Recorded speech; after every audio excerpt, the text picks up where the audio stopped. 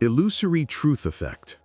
The illusory truth effect means that if you hear something often enough, you will start to believe it whether it is true or not. This is the heart of the illusory truth effect.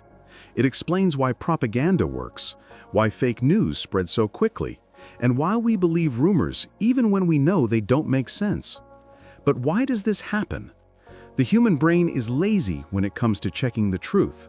It takes effort to analyze everything we hear, so instead we rely on shortcuts. One of the main shortcuts is familiarity. If something feels familiar because we have heard it many times, the brain assumes it must be true. This is how false ideas spread and how misinformation becomes accepted. Think about common myths. Parents believe that sugar makes kids hyperactive, but studies prove this is false. Yet because it is repeated so often, people assume it is true. The idea that we only use 10% of our brains has been completely debunked, but movies and self-help books repeat it so much that many people still believe it. The saying, "lightning never strikes the same place twice," is also false. It strikes the same place often, but because it is repeated so frequently, people accept it as truth. Advertising uses the illusory truth effect very effectively. If you hear a slogan like, "Red Bull gives you wings," enough times, even though you know Red Bull won't make you fly, your brain starts to connect it with energy and alertness. Political campaigns do the same thing. If a candidate keeps saying, "We are the strongest economy in history," people start to accept it as fact, even if the numbers show otherwise. A study in 1977 by Lynn Hasher, David Goldstein, and Thomas Tapino proved this effect in action. Participants were shown both true and false statements many times. The more often they saw a statement, the more likely they were to think it was true, even without proof. More recent studies confirmed the same thing. Even when people know a statement is false, hearing it repeatedly makes it feel true. Familiarity is powerful because the brain values ease over accuracy. Now that you know how this trick works, how can you protect yourself? Start by questioning repeated statements. Just because you hear something often does not mean it is true.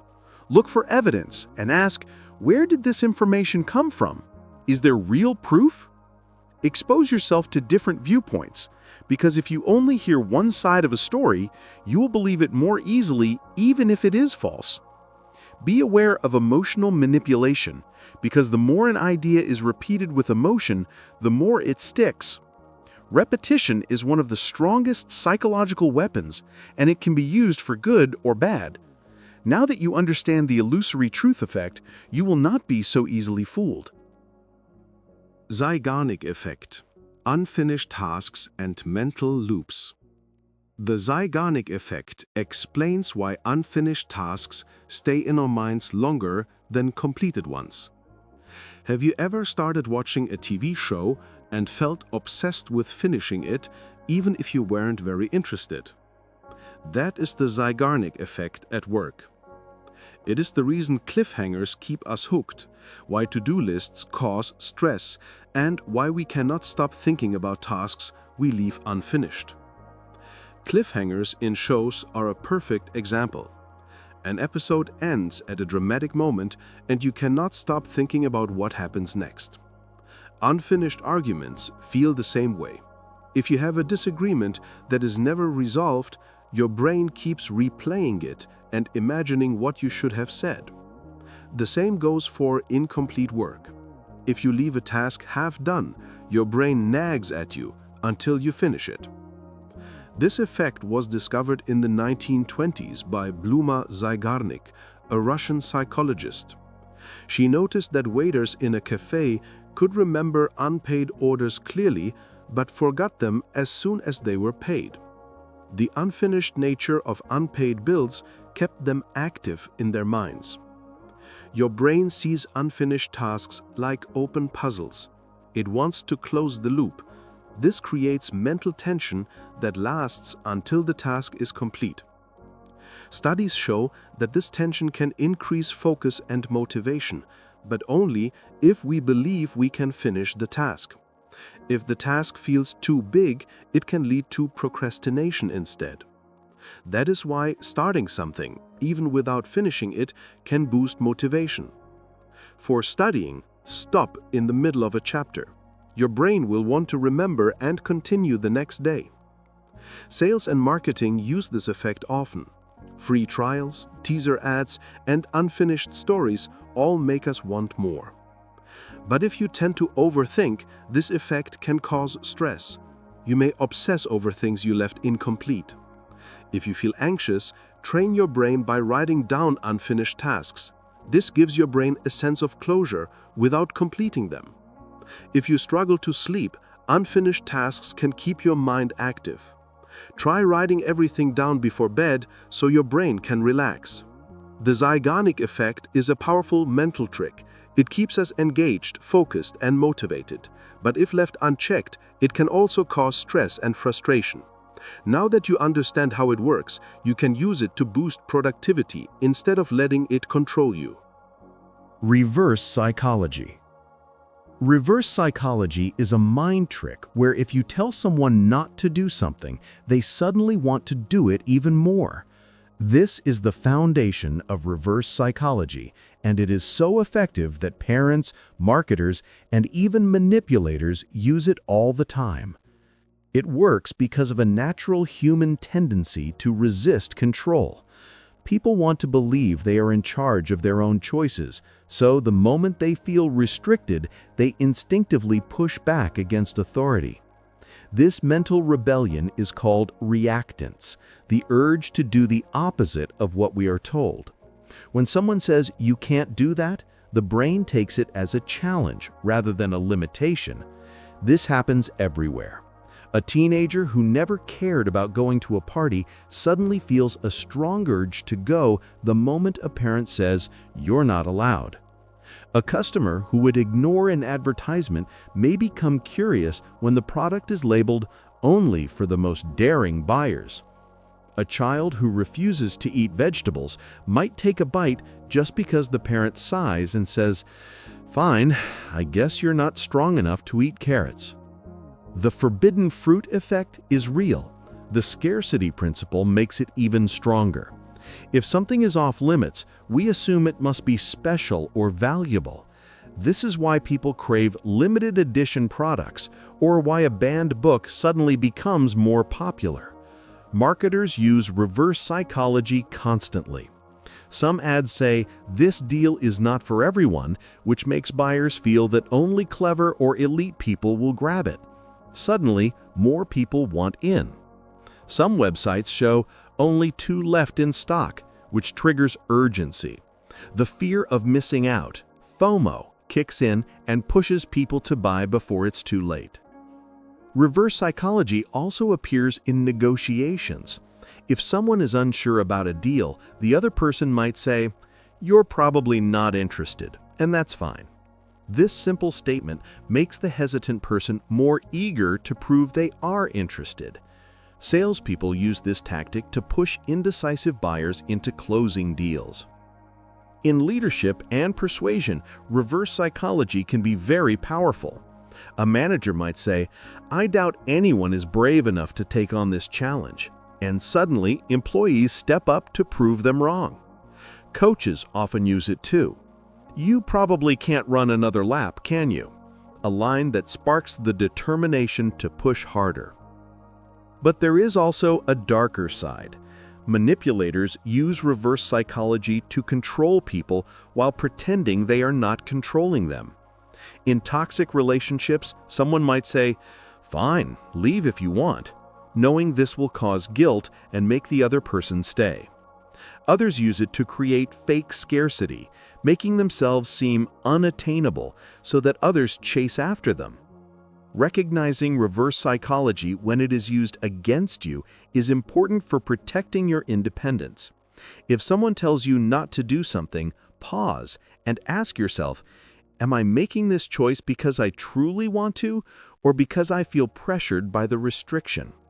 Taking that step back helps you break free from emotional manipulation and make clear decisions. Reverse psychology is a powerful tool, but it only works when it is subtle. The more obvious it becomes, the less effective it becomes. The real key is to avoid sounding like you are trying to control someone, because the moment they sense manipulation, the trick backfires. Anchoring bias. The first piece of information you hear in a conversation has much more influence over your decision than you realize. This is anchoring bias, a mental shortcut where the brain holds tightly to the first number, idea, or statement as a reference point, even if it is completely random. This trick is the reason why salespeople begin negotiations with a high price, even though they plan to lower it later. It is also why you feel like a $100 discount is an amazing deal, even when the original price was artificially increased.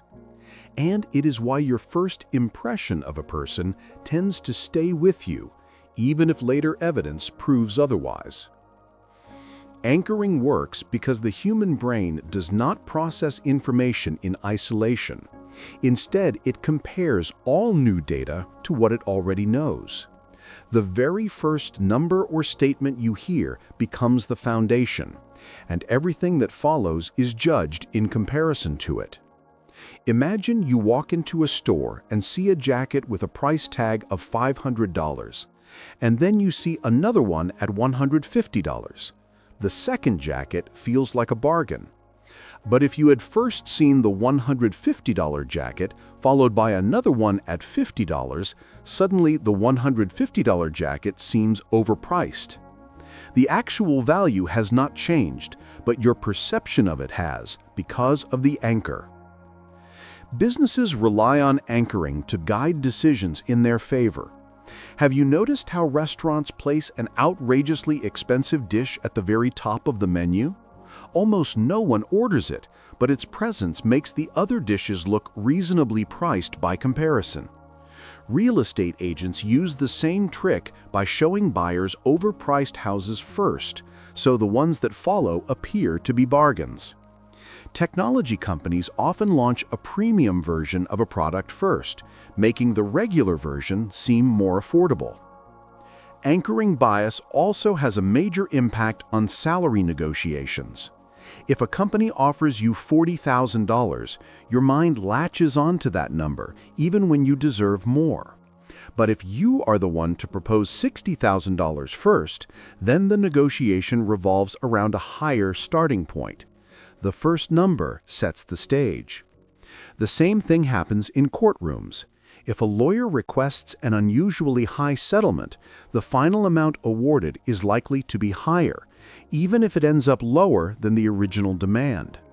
Judges, juries, and negotiators all unconsciously lean toward the anchor. Anchoring bias also distorts the way we see people. If someone is introduced to you as brilliant, you start looking for signs of intelligence. But if they are described as difficult, you filter everything they do through that negative lens. This is why first impressions are so powerful and lasting. But anchoring is not just something others do to us. It also shapes the way we see ourselves. If you have always believed you are bad at math, that belief becomes an anchor. Even as you improve, your mind holds on to that old identity, making it harder to recognize your progress. Avoiding anchoring bias requires careful and deliberate thinking. Instead of blindly accepting the first piece of information as fact, you need to challenge it. When you see a discount, ask yourself what the original price was, and whether that original price was fair in the first place. In negotiations, do not allow the other person to set the anchor. Try to set it yourself. Recognizing the power of anchoring can transform the way you make decisions. If you control the first number or idea in a conversation, you control the entire frame of reference. And if you are aware of it when others try to anchor you, you will be able to break free from its influence. The Ben Franklin Effect. It might seem logical to assume that if you help someone, they will feel grateful and more willing to return the favor. But strangely enough, psychology suggests the opposite. People who do a favor for you are actually more likely to help you again than the people you do favors for. This is called the Ben Franklin effect, a surprising trick of the mind that changes how we see others based on our own actions. The effect is named after Benjamin Franklin, who used it as a clever way to turn an enemy into a friend. Franklin once had a political rival who openly disliked him. Instead of trying to win this man over with kindness or persuasion, Franklin asked him for a small favor. He requested to borrow a rare book from his collection. The rival, feeling flattered by the request, agreed and lent Franklin the book. When Franklin returned it with sincere gratitude, the man's attitude completely changed. He became friendly, and their relationship grew more positive from then on. Franklin later wrote about this experience in his autobiography, realizing that when someone does something kind for you, they subconsciously justify it by convincing themselves they must like you. This effect works because of cognitive dissonance, the mental discomfort that happens when actions and beliefs don't match. If someone dislikes you but then does something nice for you, their brain struggles with the contradiction. Instead of admitting they were wrong about you, they adjust their beliefs to match their actions. They tell themselves, "I must like this person if I am willing to help them." The Ben Franklin effect shows up in everyday life in subtle but powerful ways. If you ask a coworker for help on a small task, they are more likely to assist you in the future. If you get a neighbor to do you a minor favor, their willingness to help you again grows stronger.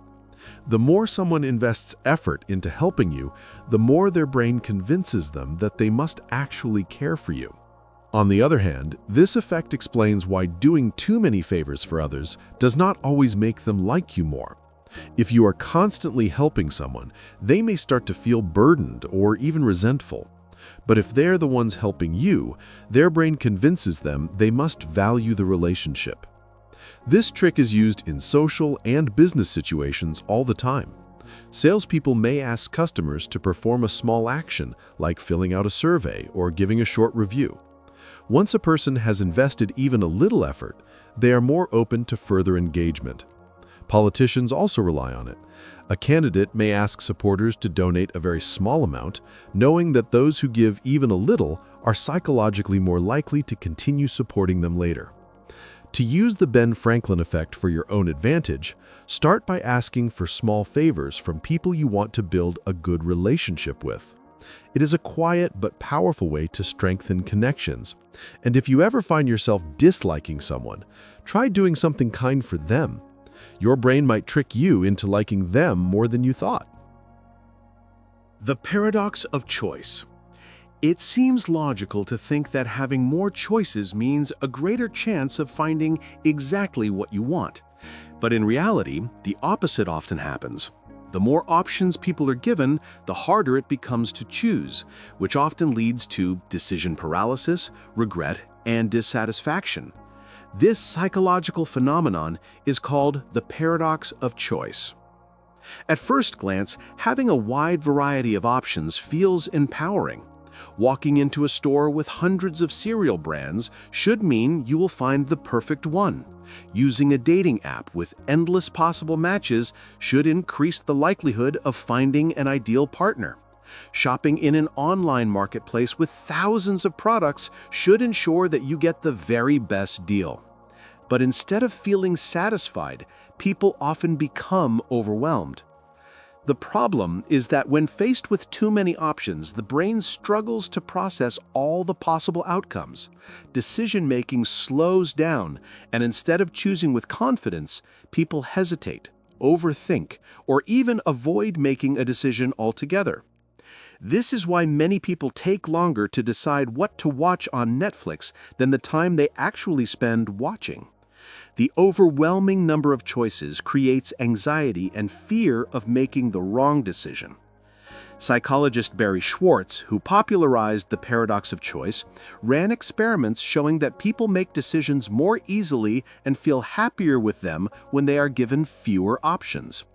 In one famous study, grocery store shoppers were presented with 2 displays of jam samples. One display had 6 flavors and the other had 24. More people were initially drawn to the larger display, but those who had fewer options were 10 times more likely to actually buy a jar. This effect shows up everywhere. In the job market, people with too many career paths struggle to commit to one because they fear missing out on something better.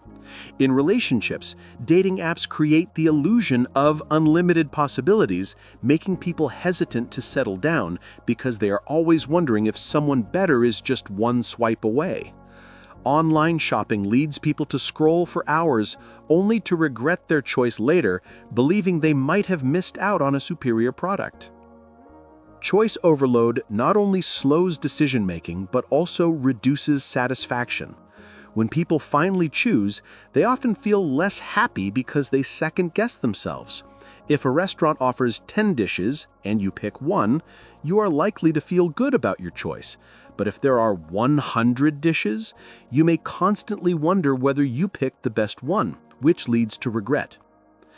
Businesses and designers have learned to combat this by limiting options. High-end brands often reduce their product line so that customers do not feel overwhelmed. Streaming services create top picks lists to narrow choices. Productivity experts recommend limiting your to-do list to only a few tasks per day to avoid decision fatigue. One of the best ways to fight the paradox of choice is to set clear criteria before deciding. If you know what you want in a job, a relationship, or a purchase, you can quickly eliminate irrelevant options instead of endlessly comparing. Another method is to give yourself a time limit to decide. By reducing the time you spend overthinking, you also reduce anxiety and increase satisfaction.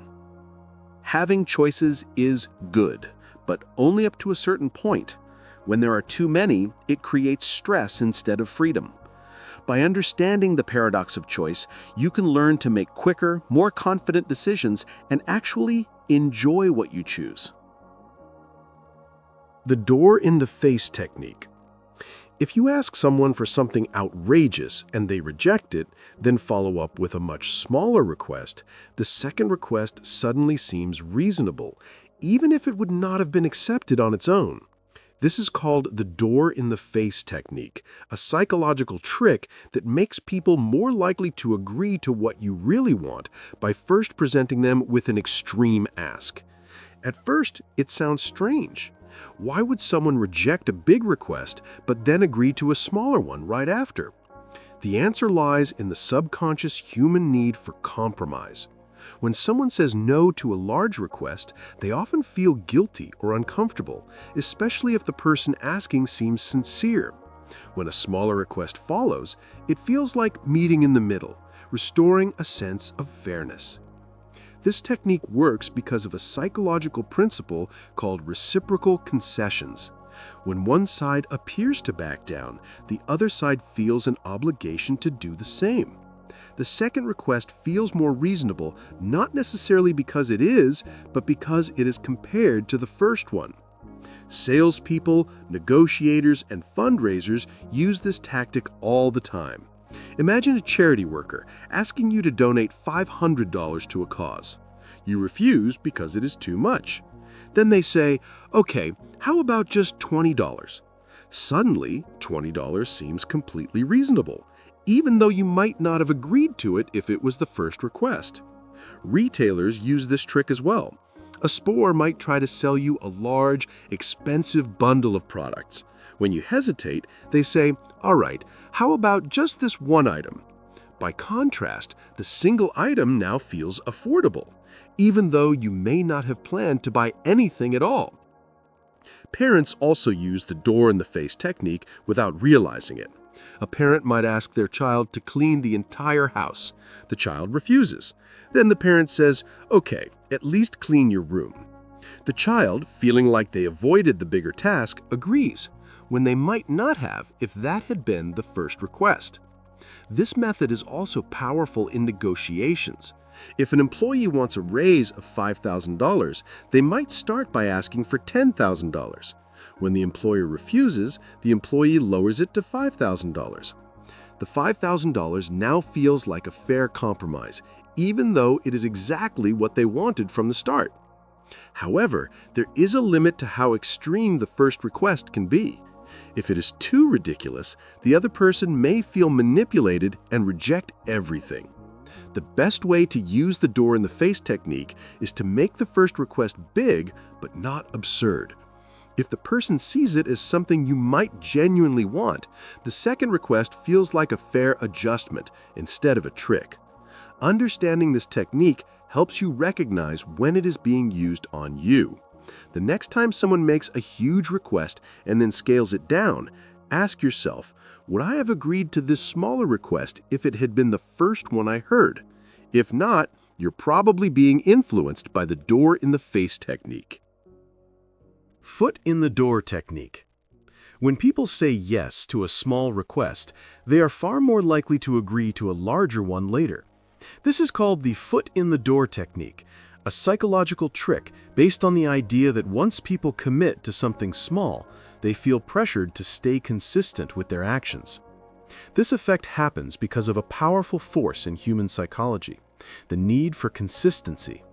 People like to view themselves as rational and steady in their decisions.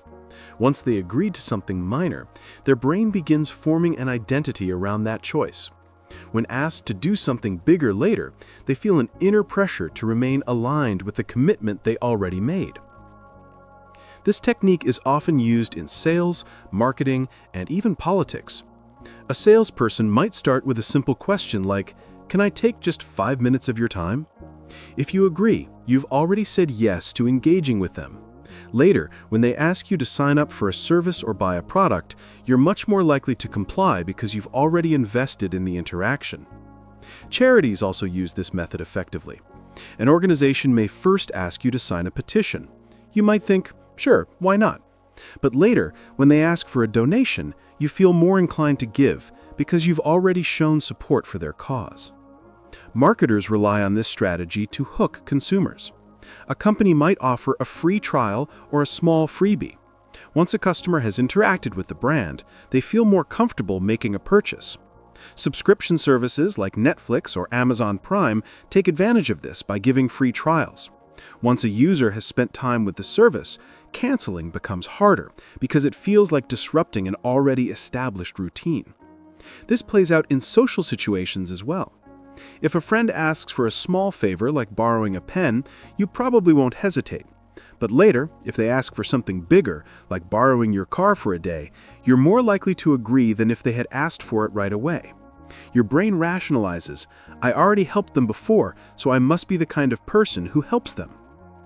The foot in the door technique is so powerful that it has even been used in history. During the Korean War, American prisoners of war in Chinese camps were subtly influenced using these tactics. Instead of forcing them to adopt communist beliefs, captors first asked them to make tiny statements such as, "The US isn't perfect." Over time, these small admissions led some prisoners to willingly write pro-communist statements, believing they were doing so freely. This technique is powerful, but it can be recognized and resisted. If you find yourself agreeing to something larger than what you originally intended, ask yourself, would I have agreed to this if I hadn't already committed to something smaller? If the answer is no, then you are likely being influenced by this psychological trick. Being aware of it helps you navigate situations more wisely. The door-in-the-face technique works differently by getting people to agree through compromise, while the foot-in-the-door technique builds commitment gradually. Both are powerful tools of influence, whether you are the one using them or the one being influenced. Decoy effect. Sometimes making a decision feels effortless because one option just seems better than the others. But what if your brain was tricked into thinking that way? The decoy effect is a psychological strategy that influences decisions by introducing a third, intentionally less attractive option. This makes one of the original two choices seem like the obvious winner. This effect shows up everywhere, from business pricing strategies to marketing tactics designed to push people toward a specific decision. For example, imagine you're at a movie theater. The menu offers two popcorn sizes, a small for $3 and a large for $7. You might hesitate, wondering if you really want to spend that much on a large one. Now imagine a third option appears, a medium for $6. Suddenly, the large seems like an incredible deal. It's only $1 more than the medium. Most people would now pick the large, even if they originally didn't want to spend that much. The medium was never meant to sell. It was there to push you toward buying the large. This works because of relative comparison. On its own, a $7 popcorn feels expensive, but when placed next to a $6 medium, the large no longer feels overpriced. It feels like a bargain. Your brain doesn't evaluate options individually, it compares them against each other. The decoy creates an illusion of value, nudging you toward the choice the seller wanted. Marketers and businesses use the decoy effect constantly. A tech company might offer 3 versions of a product: a basic model, a premium model, and a decoy model that's slightly worse but nearly as expensive as the premium. The decoy makes the premium look like a much better deal by comparison, pushing customers to spend more. Restaurants use this trick too. A wine list might have 3 options: a cheap bottle, a mid-range bottle, and an expensive one. Most people usually choose the mid-range, but restaurants know that if they add a slightly more expensive but clearly worse bottle, the mid-range wine suddenly feels like the smartest choice. The decoy effect even appears in politics and negotiations. If a politician or company wants to make one proposal seem appealing, they can introduce a similar but slightly worse option. Suddenly, the proposal they wanted you to pick looks like the best one. The best way to avoid being manipulated by the decoy effect is to evaluate choices independently instead of by comparison. Ask yourself, would I choose this option if the third one didn't exist? If the answer is no, then you're likely falling for this psychological trap. Scarcity principle. When something seems rare or limited, it instantly becomes more desirable. This is known as the scarcity principle, a psychological effect that makes people place higher value on things that appear to be in short supply. Whether it's a product, an opportunity, or even attention from another person, scarcity makes it feel much more important. This effect is deeply wired into human psychology. Throughout history, scarcity was a matter of survival. Resources like food and water were precious when rare, so humans instinctively learned to prioritize them. Even though today we live in a world of abundance, the brain still reacts to perceived scarcity as if it were life or death. Retailers use this trick all the time. Online stores show warnings like "only 3 left in stock" to create urgency. Limited time sales push people to buy things they might not have even wanted before. Black Friday is the perfect example. Products are available year-round, but the fear of missing out during the sale creates a buying frenzy. Luxury brands have also mastered the art of scarcity. High-end watches, handbags, and sneakers are often produced in small numbers, not because the companies can't make more, but because they know scarcity increases demand. People want what they can't easily have. When Apple releases a new iPhone and supplies run low, anticipation skyrockets.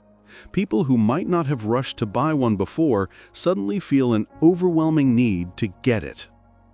Scarcity also plays a role in relationships and social situations. A person who is always available is often taken for granted, while someone who is more selective with their time is perceived as more valuable. In dating, people who seem harder to get often appear more attractive, even if they aren't necessarily better partners. The feeling of possible loss makes them seem more desirable. Travel and hotel booking websites use this effect aggressively. Messages like "only 1 room left at this price" or "5 people are looking at this right now" create pressure to act quickly. The same happens with airline tickets, where prices appear to rise and fall with demand. In reality, many of these tactics are carefully designed to manufacture urgency. Psychologists have tested this principle in experiments.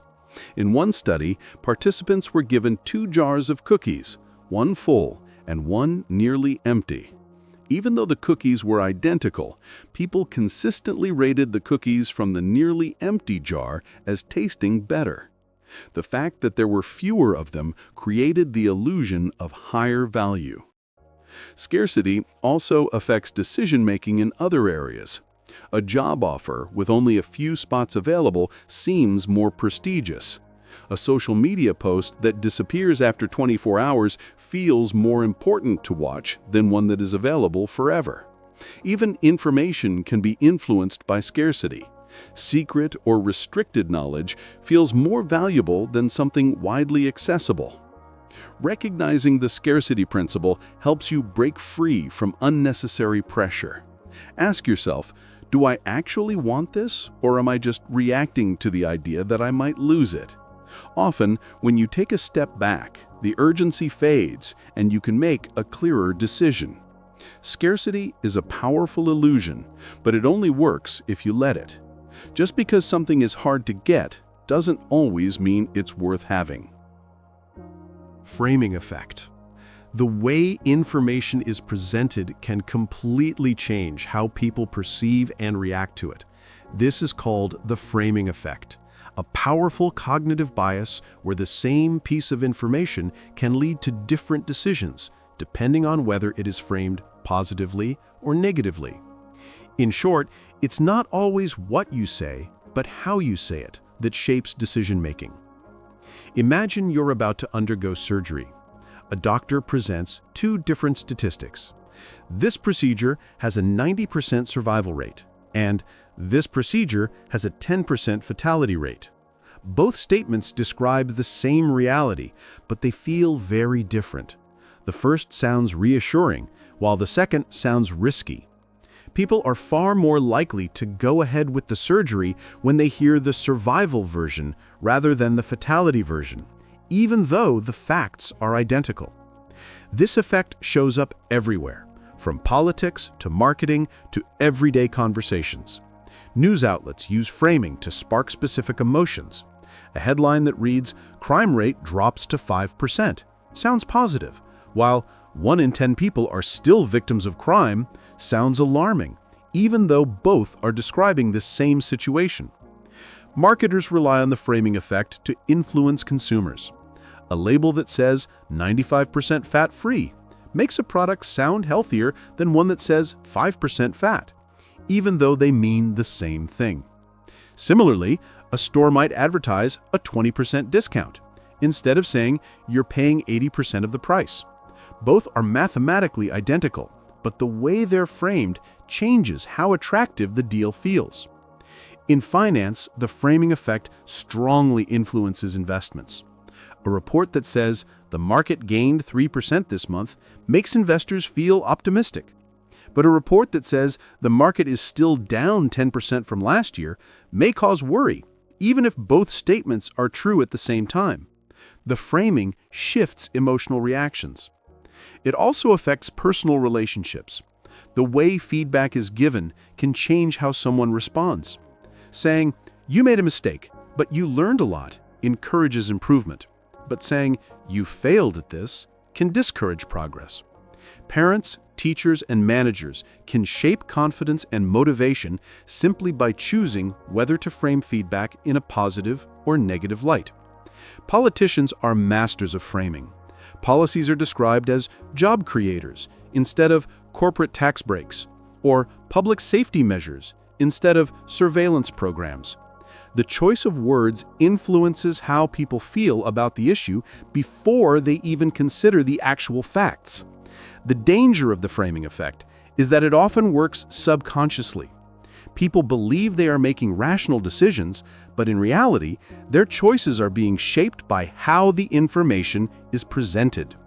Recognizing this bias is the first step in overcoming it. The next time you face a decision, pause and ask yourself, am I reacting to the actual facts or to the way they're framed? By stepping back, you can regain control over how you interpret the information, instead of letting the framing dictate your judgment. Baader-Meinhof, or frequency illusion.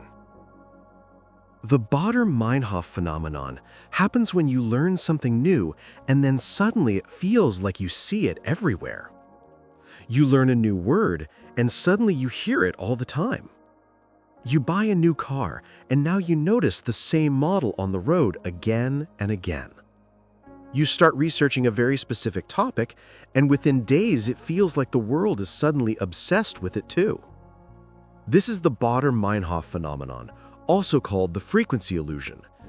It is a trick your brain plays on you, making you feel like something has suddenly become more common, when in reality, you have just started noticing it more. This effect happens because the human brain is naturally wired to recognize patterns. When you become aware of something new, your mind unconsciously begins filtering for it. It was always there before, but now your selective attention is tuned to it. The world has not changed, your perception of it has. The Baader-Meinhof phenomenon is really a combination of selective attention and confirmation bias.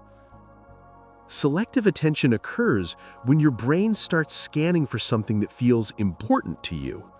For example, if you just got interested in electric cars, your brain will now notice every Tesla or Prius you pass on the road, even though they have always been there. Confirmation bias then reinforces this by convincing you that these things really have become more frequent, even when they have not.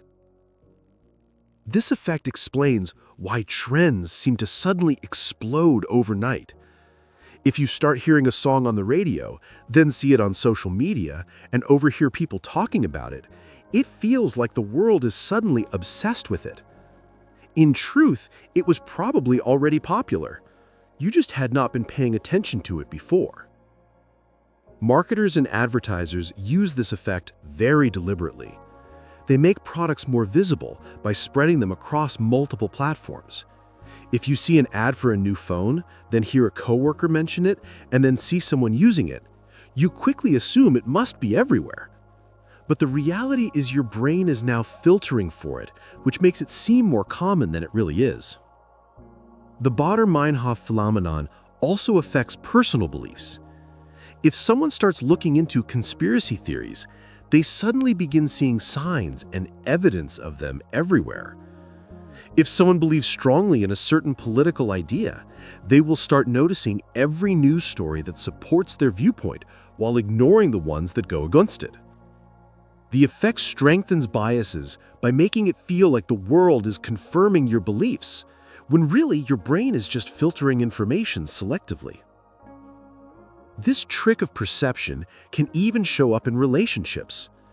If you develop a crush on someone, you might suddenly notice all the little details about them, the way they walk by, the way they bring up similar interests, how often they show up around you. It might feel like fate, but in truth, you were just blind to those details before. Understanding the Baader-Meinhof phenomenon is important because it reminds us that what we notice is not always what has changed. Often, it is only our awareness that has changed. The next time you feel like something is suddenly everywhere, ask yourself, has the world really changed, or has my attention just shifted? This awareness can help you separate coincidence from reality and stop you from falling into the illusion that something is more common, more important, or more meaningful. The halo effect. A person walks into a room radiating confidence, dressed perfectly, wearing a warm and charming smile. Instantly, without knowing anything else about them, your mind begins to fill in the blanks. You assume they must be intelligent, capable, kind, and even successful. This is called the halo effect, a strong psychological bias where one positive trait, such as attractiveness or confidence, changes the way we see the rest of their qualities, even if we have no real proof. The halo effect explains why attractive people are so often assumed to be smarter, more talented, or more skilled than they really are. Studies have shown that people who are perceived as physically attractive are more likely to be hired for jobs, promoted at work, and even given lighter punishments in court. When someone looks the part, our brains automatically assign them other positive traits. This bias is not just about physical looks. Someone who speaks clearly and with elegance is often assumed to be intelligent. A confident speaker in a meeting is seen as more competent than someone who is shy and hesitant, even if both of their ideas are equally good. A celebrity who donates to charity is seen as morally good, even though their private life may be full of mistakes.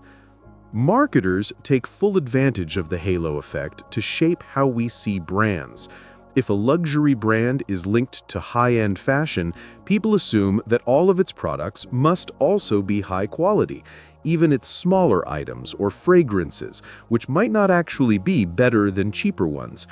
If a car company makes one successful model, consumers often assume their entire line of cars must be equally reliable. The halo effect also shows up in schools and leadership. Teachers often rate students they find likable or well-behaved as smarter than their peers, even if the test scores prove otherwise. Leaders who are charismatic and outgoing are often trusted more quickly than quiet leaders, even if their actual decision-making skills are no better. Once the halo effect takes hold, it tends to keep reinforcing itself. When someone is seen in a positive light, people interpret their actions more favorably. If a famous celebrity makes a controversial comment, their fans are more likely to defend or excuse it. If an attractive coworker makes a mistake, people may dismiss it as just an accident, while a less likable colleague might be harshly criticized for the exact same error. To avoid falling into the halo effect, it is important to stop and ask yourself, am I judging this person's abilities based on real evidence, or am I being influenced by one trait that stands out? Being aware of this bias helps you see people more clearly and fairly, instead of letting one positive feature shape your entire perception of who they are. Horn effect. The Horn effect is the mirror image of the halo effect. Instead of one positive trait making a person seem better than they really are, one negative trait makes them seem far worse than they actually are. This means that if someone makes a bad first impression, dresses poorly, or shows an unlikable personality trait, our brains often assume that everything else about them must also be negative, even when there is no real reason to think so. Imagine walking into a job interview. The interviewer notices that your shirt is wrinkled. Even though your skills and experience are strong, they might unconsciously assume that you are careless or unprofessional. The Horn effect explains why people who speak with hesitation or lack confidence are often seen as less competent, even if their ideas are excellent. This effect shows up in countless situations. If a student is disruptive in class, teachers may assume they are not intelligent, even if the student performs well on exams. If a customer service worker has a slightly rude tone, the customer might assume the entire company offers poor service. If a public figure is caught in one scandal, their entire career is often judged harshly, even if they had decades of positive achievements beforehand. The Horn effect can also shape both social and professional relationships. If someone is seen as awkward or unfriendly, people may assume they lack intelligence or competence, even if they are highly skilled. If an employee makes a single mistake, their boss might suddenly see them as unreliable, even if they have a long history of strong performance. The media often magnifies this effect. If a news outlet portrays someone in a negative light, people tend to accept that image without questioning whether there is more to the story. A politician caught in one embarrassing moment might be branded as incompetent, even if their overall track record is strong. Just like the halo effect, the Horn effect often creates self-fulfilling prophecies. When someone is perceived negatively, others treat them with doubt, skepticism, or even hostility. This treatment can lead the person to act defensively or underperform, which then reinforces the negative perception. A student unfairly labeled as lazy might stop trying in school because they feel judged. A misunderstood coworker might withdraw socially, which further strengthens the belief that they are unfriendly. To fight against the horn effect, it is important to recognize when we are judging someone too harshly based on a single negative trait. Instead of letting one bad impression cloud your judgment, take a step back and ask yourself, am I making assumptions about this person's character or abilities based on only limited information?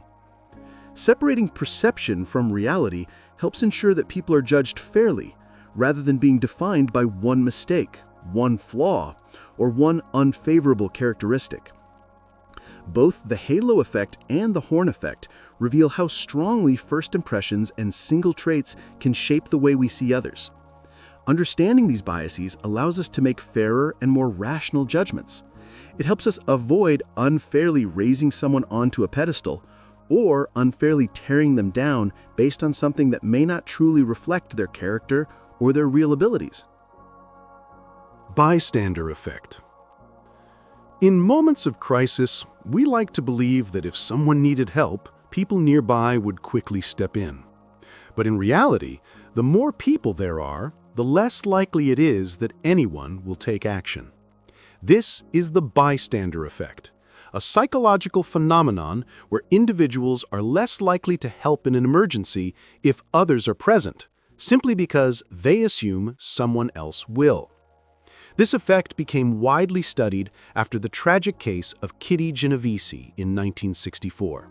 She was attacked outside her apartment in New York City, and although dozens of people reportedly saw or heard what was happening, no one stepped in quickly enough.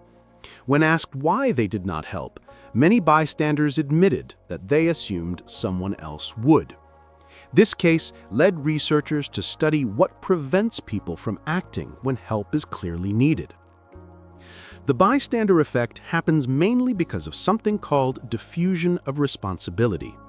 The more people there are, the less responsibility each individual feels.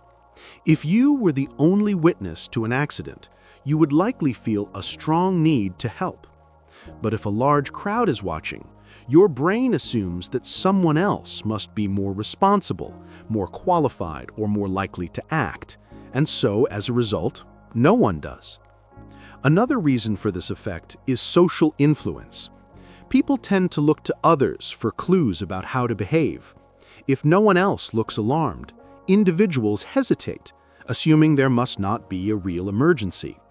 This hesitation creates a cycle, with each person waiting for someone else to act, and in the end, no one steps forward. This effect shows up in many group settings, from workplace harassment to public altercations. If an employee is being mistreated, coworkers may hesitate to speak up, assuming someone else will do it. In public conflicts, onlookers often freeze because no one wants to be the first to intervene. Even with something as simple as littering, if people see trash on the ground but no one picking it up, they assume it is not their responsibility. Overcoming the bystander effect requires breaking this mental barrier. If you are in an emergency and need help, it is better to call on one person directly instead of appealing to the whole group. For example, instead of shouting, "Somebody call an ambulance," you should point to one person specifically and say, "You call an ambulance." This removes the diffusion of responsibility and forces a single person to act.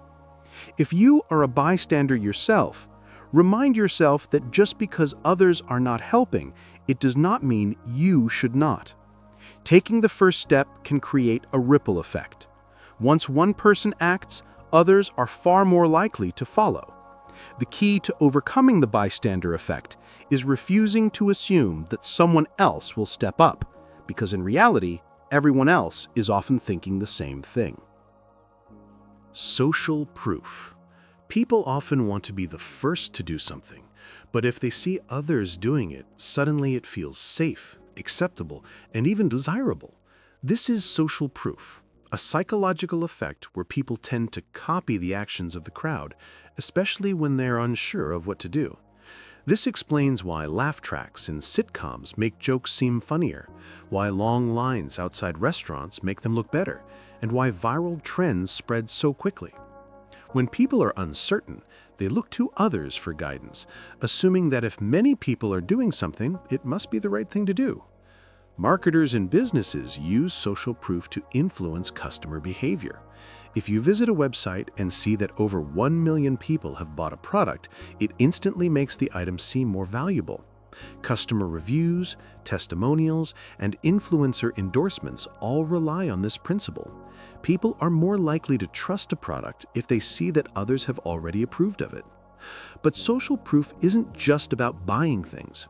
It also shapes opinions, behaviors, and even moral judgments. If you enter a new workplace and notice that no one speaks up in meetings, you'll probably copy that behavior, assuming it's normal. If you see a group of people staring at the sky, you'll likely look up too, just to find out what they're seeing. The desire to fit in is deeply rooted in human psychology, and this effect becomes even stronger in uncertain situations. When people don't know what to do, they copy those around them. If a fire alarm goes off and no one reacts, others assume it's not real. But if just one person runs for the exit, the whole crowd usually follows. Social proof can also be used to manipulate people. Fake reviews, bot comments, and staged popularity can make something seem more successful than it really is. Some businesses even pay for fake lines outside their stores to create the illusion of high demand. Political campaigns also use large rallies to make it look like there is massive support. The more people see others engaged, the more they believe they should be as well. While social proof can be useful because it helps people make decisions quickly, it's important to notice when you are being influenced. Ask yourself, am I doing this because I truly want to, or just because I see others doing it?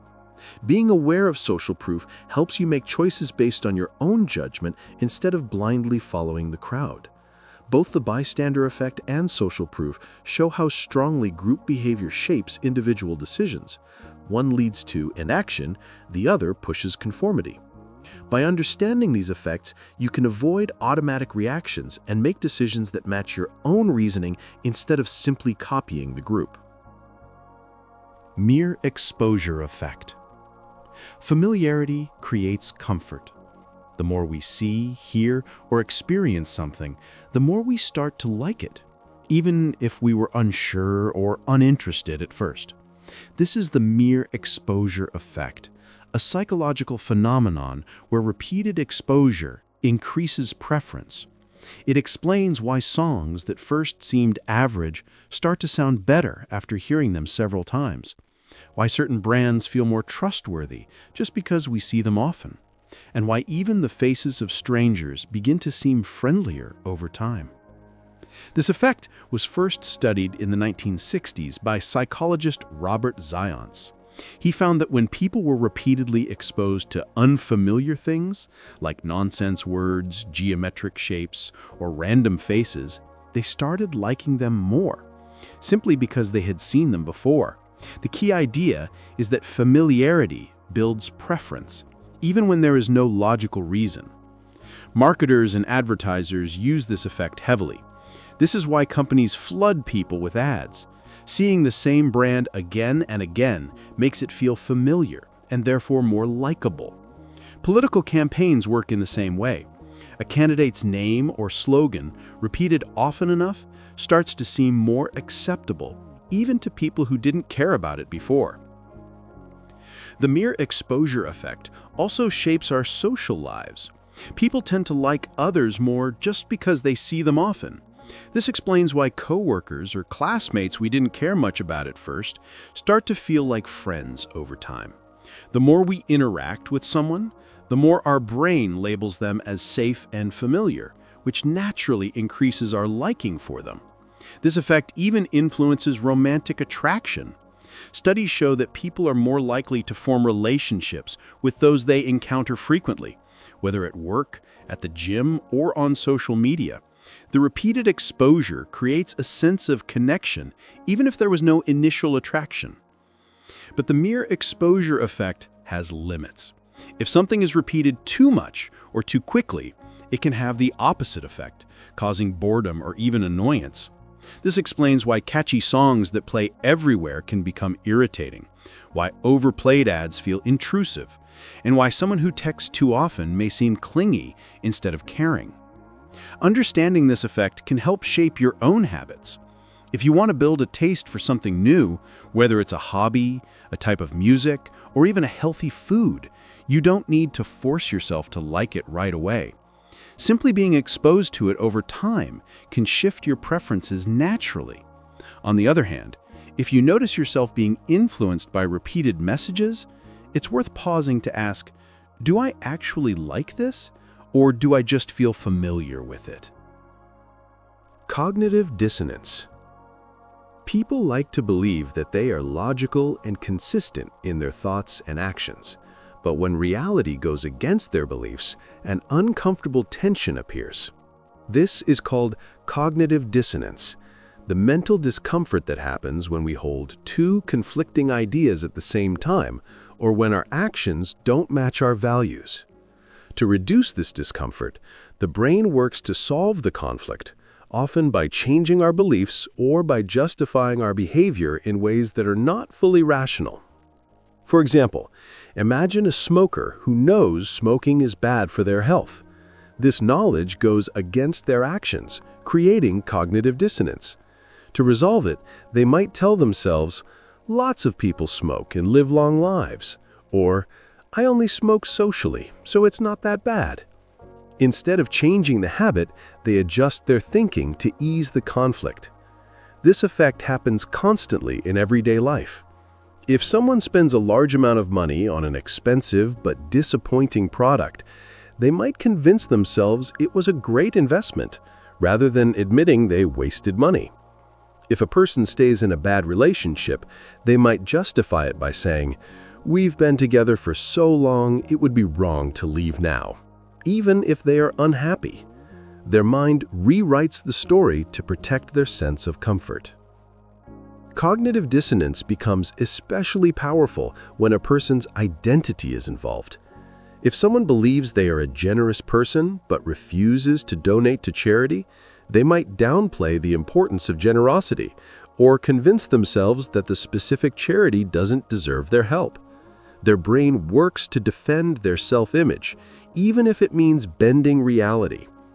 This principle also explains why changing deeply held beliefs is so difficult. When people face evidence that challenges their worldview, their brain often rejects it instead of accepting the uncomfortable truth. For example, a person who strongly believes in a conspiracy theory will not abandon it just because they see contradictory facts. Instead, they might say, "That's just what they want us to think." Their mind protects them from the psychological pain of admitting they were wrong. Marketers, politicians, and cult leaders all take advantage of cognitive dissonance. If someone is convinced to take a small action, like signing a petition or trying a free product, they begin to see themselves as someone who supports that cause or brand. Later, when they're asked to donate money or make a purchase, they are more likely to agree in order to stay consistent with their earlier actions. The best way to overcome cognitive dissonance is self-awareness. When you feel defensive or uneasy about a decision, ask yourself, am I justifying this because I truly believe it, or because I don't want to feel wrong? Recognizing and questioning cognitive dissonance allows for more honest thinking and better decision-making. Both the mere exposure effect and cognitive dissonance show how subtle forces shape our thoughts and actions. One makes us like things simply because we see them often, while the other makes us justify choices even when they don't align with logic. Understanding these effects helps us become more mindful of why we believe what we believe and when it might be time to reevaluate our thinking. Pygmalion Effect. Expectations shape reality. When people are expected to do well, they often rise to meet those expectations, even if they wouldn't have otherwise. This is called the Pygmalion Effect, a psychological phenomenon where high expectations from others lead to better performance, stronger motivation, and greater success. The name comes from the myth of Pygmalion, a sculptor who created a statue so beautiful that it came to life. This effect shows the incredible power of belief. When a teacher believes a student is gifted, when a coach believes an athlete has talent, or when a boss believes an employee has great potential, that belief alone can improve performance. The person starts to internalize these high expectations and puts in more effort, which leads to better results. One of the most famous studies on the Pygmalion effect was done in 1968 by psychologists Robert Rosenthal and Lenore Jacobson. They told teachers that certain students had been identified as academic bloomers, who were expected to show huge progress. In reality, the students were chosen randomly. But by the end of the school year, the students labeled as high potential performed much better than their peers. The only difference was that their teachers believed in them. This belief subtly shaped how teachers treated them, giving them more encouragement, attention, and challenges, all of which helped them excel. The Pygmalion effect doesn't just exist in education. It's also seen in the workplace. When managers have high expectations for their employees, those employees usually perform better, take on greater responsibilities, and develop stronger skills. Leaders who show belief in their team create a cycle of growth. Employees work harder because they feel valued, and in turn, their actual abilities improve. Even in personal relationships, this effect plays a role. If a parent consistently tells a child that they are capable and intelligent, the child is more likely to believe it and act accordingly. If a friend constantly encourages another in their goals, that encouragement increases confidence and motivation. The way others see us has a direct impact on how we see ourselves. The power of expectation can also be turned inward. If you set higher expectations for yourself, you are more likely to push past your limits. Believing that you are capable of learning a new skill, achieving a goal, or handling a challenge changes the way you approach it. Instead of hesitating, you act with determination and confidence. Golem effect. Understanding the Pygmalion effect helps increase the chance of success. If you want to improve someone's performance, whether it's an employee, student, friend, or even yourself, you should set high but realistic expectations and show true belief in their potential. When people feel that someone believes in them, they become more motivated to live up to that belief. The golem effect is the opposite of this. Just as high expectations can improve performance, low expectations can ruin it. The golem effect is the dark side of the Pygmalion effect. When people are expected to perform poorly, they often do. Low expectations reduce confidence, limit effort, and create self-fulfilling cycles of failure. The name comes from the mythical golem, a creature made from clay that represents brute force and mindless obedience. In psychology, the golem effect describes how negative expectations shape results, dragging down performance and reinforcing failure. This effect has been shown many times in education. When teachers believe certain students are less capable, they give them less attention, fewer chances to excel, and less encouragement.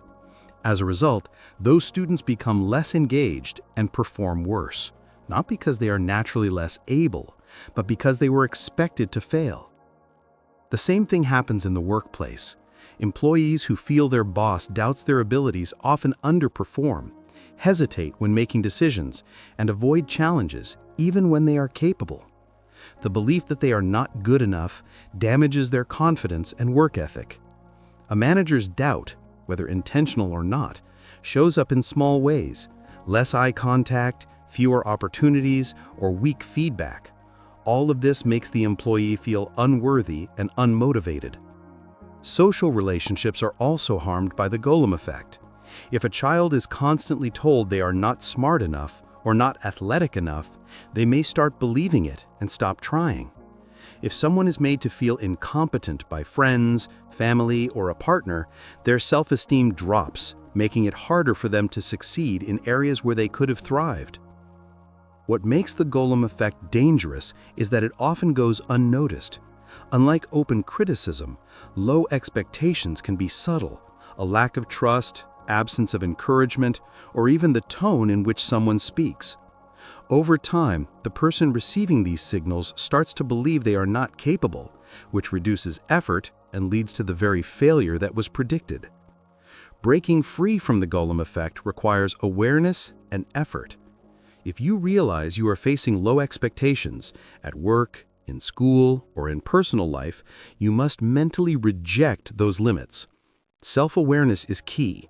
Ask yourself, am I truly incapable, or have I just absorbed someone else's doubt? Surrounding yourself with people who believe in your potential can counter the negative effects of low expectations.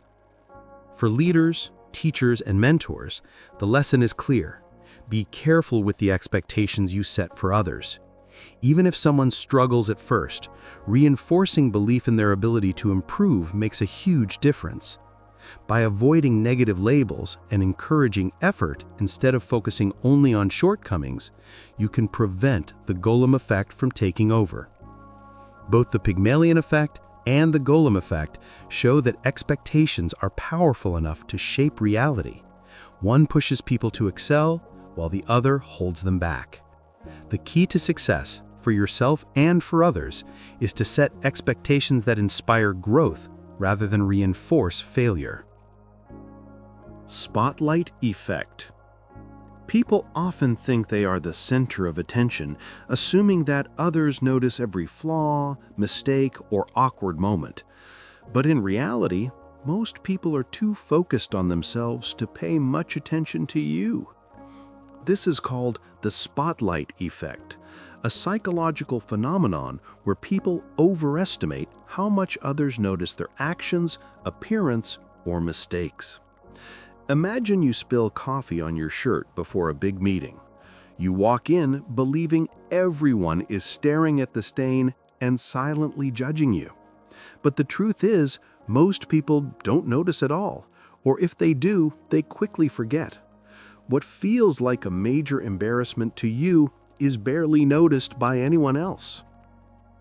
This effect was proven in a well-known study by psychologists Thomas Gilovich and Kenneth Savitsky. They asked participants to wear an embarrassing t-shirt with a picture of Barry Manilow, and then guess how many people noticed. Participants believed everyone saw it, but in reality, only a small fraction paid attention. The experiment showed a clear truth. We think others are watching and judging us much more than they really are.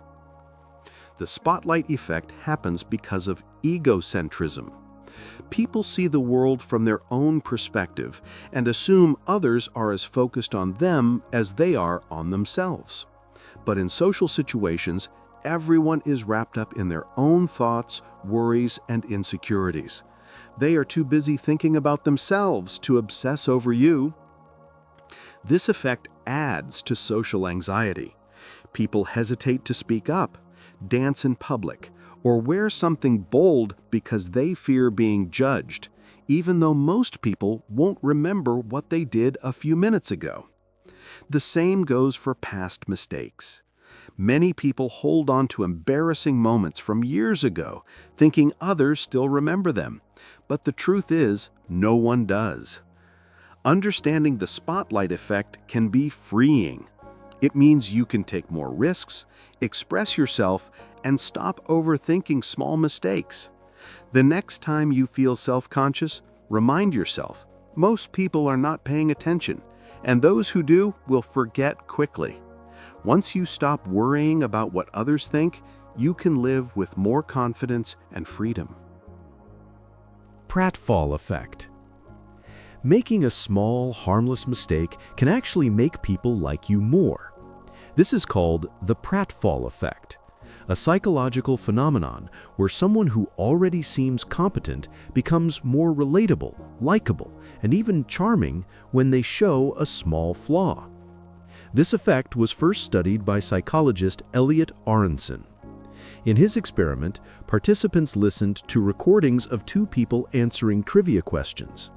One person answered nearly everything correctly, while the other made a few mistakes. In some versions, the near-perfect participant spilled coffee on themselves near the end of the recording.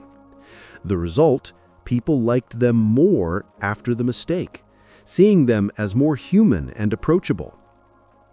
This happens because perfection can feel intimidating. People admire competence, but when someone seems flawless, they can appear distant and hard to connect with. A small mistake or clumsy moment breaks that wall, making the person feel real. This is why celebrities who laugh at themselves or share awkward stories are often adored, while those who try too hard to look perfect can seem fake or unlikable. The pratfall effect also explains why a leader who forgets their speech for a second and laughs it off can seem more engaging than one who delivers everything perfectly but without warmth. It's also why job candidates who admit a small weakness during an interview while still showing confidence often come across as more genuine. In dating, the same thing happens. People who show small imperfections, like telling a goofy story or making a minor mistake, often appear more attractive than those who present themselves as flawless. But the effect only works if the person is already seen as competent. If someone is struggling in their role and makes a mistake, it reinforces negative impressions instead of increasing likability. The key is balance. Being good at what you do while also being relaxed enough to laugh at yourself and show you are human. The lesson is clear. Don't be afraid to be imperfect. A small mistake doesn't damage your image, it can actually strengthen it.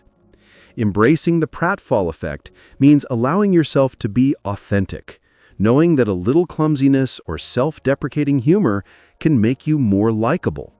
Instead of fearing small blunders, own them because they make you more real, and in turn, more endearing. Fear of missing out, commonly known as FOMO, is the feeling that something exciting or rewarding is happening elsewhere without you, and you are being left out. It's that uneasy sense that others are having fun, achieving more, or living better experiences while you are missing the chance to be part of it. FOMO is fueled by comparison. Social media plays a huge role because it constantly shows us highlight reels of other people's lives, vacations, parties, successes, and big milestones. Seeing these moments creates the illusion that everyone else is happier or more fulfilled, even though what we see online is usually only the best parts of someone's life. This fear triggers anxiety and pressure to keep up. People may say yes to things they don't really want to do just to avoid missing out. They may constantly check their phones, refresh feeds, or overcommit to activities because the thought of being left behind feels unbearable. FOMO also affects decision-making. If someone has 2 or 3 options, instead of enjoying the choice they make, they may feel regret and keep wondering if the other option was better. This creates restlessness, making it harder to be satisfied in the present moment. Psychologists explain that FOMO is rooted in human survival instincts. For most of history, being left out of the group could mean danger or losing access to resources. Today, that instinct shows up as social comparison and the constant need to feel included. But the truth is, no one can do everything. There will always be events, opportunities, or experiences you can't be part of. The problem isn't missing out, it's believing that missing out means you are falling behind. The antidote to FOMO is shifting focus toward JOMO, the joy of missing out. This means valuing the present moment, enjoying what you choose to do, and not comparing yourself to the curated images of others. When you realize that most people are also busy comparing themselves and worrying about being left out, it becomes easier to let go. The takeaway is simple. FOMO makes people chase every opportunity out of fear, but real happiness comes from being fully present in the life you are actually living. Instead of fearing what you might miss, you gain more by appreciating what you already have. The hedonic treadmill. You get a promotion, a new car, or a dream vacation. At first, you feel ecstatic, but after some time, the excitement fades and you return to feeling normal again. The same thing happens with negative experiences. You go through a breakup, lose a job, or face disappointment, but after a while, your mood settles back to its usual state. This is the hedonic treadmill. The idea that no matter if life events are positive or negative, people return to a baseline level of happiness over time. It is called a treadmill because no matter how much progress you seem to make in life, your happiness levels tend to stay in the same range. People often believe that reaching certain milestones, becoming wealthy, finding the perfect partner, or achieving lifelong goals will finally bring permanent happiness. But once the initial thrill wears off, they discover themselves back where they started, wanting more again. This effect has been proven through research on lottery winners and accident survivors. Studies showed that people who won the lottery felt a temporary spike in happiness, but within a year, most returned to their original mood levels. Similarly, people who suffered life-changing accidents and became paralyzed experienced an initial drop in happiness, but over time, most adapted and returned close to their normal emotional state. The hedonic treadmill is fueled by adaptation. When something new and exciting happens, the brain quickly adjusts and begins to take it for granted. This is why material possessions lose their shine after a while, why pay raises feel rewarding only for a short time, and why people in long-term relationships often stop feeling the same level of passion they did in the beginning. Consumerism thrives on this effect. Advertisers sell the promise that the next purchase will finally make you happy. The newest phone, the bigger house, the luxury car. But since happiness always resets, people stay stuck in a constant cycle of wanting more, believing that eventually they will reach a lasting state of satisfaction. On the other side, this effect also explains resilience. Even after painful life events, people usually return to their emotional baseline. Heartbreaks, failures, and disappointments feel devastating at first, but as time passes, they lose much of their emotional weight. The human mind is extremely adaptive, which means neither the extreme highs nor the extreme lows last forever. So, if happiness is always resetting, how do you step off the hedonic treadmill? The answer lies in appreciation instead of accumulation. Studies show that gratitude, actively noticing and valuing what you already have, can slow down adaptation and extend feelings of happiness. Instead of constantly chasing the next thing, focusing on the present moment brings deeper satisfaction. True happiness is not found in external achievements alone. It is built from perspective and mindset. If you can enjoy what you have right now, instead of waiting for some future milestone to complete you, you step off the treadmill and into real, lasting contentment. Loss aversion. Losing $100 feels much worse than winning $100 feels good. This is the core of loss aversion, a psychological principle that explains why people are more motivated to avoid losses than to chase gains, even when the rewards are exactly the same. The pain of losing is always felt more strongly than the pleasure of winning. This effect was first studied by psychologists Daniel Kahneman and Amos Tversky, who discovered that people are naturally risk-averse when it comes to potential losses. Their research showed that losing something valuable feels about twice as powerful as the happiness of gaining something of the same value. This is why gamblers feel the pain of a loss much more than the thrill of a win, and why investors often refuse to sell losing stocks, hoping they will recover rather than accepting the loss. Loss aversion is a major cause of irrational decisions. People will go to great lengths to avoid losing something, even when it would make more sense to cut their losses.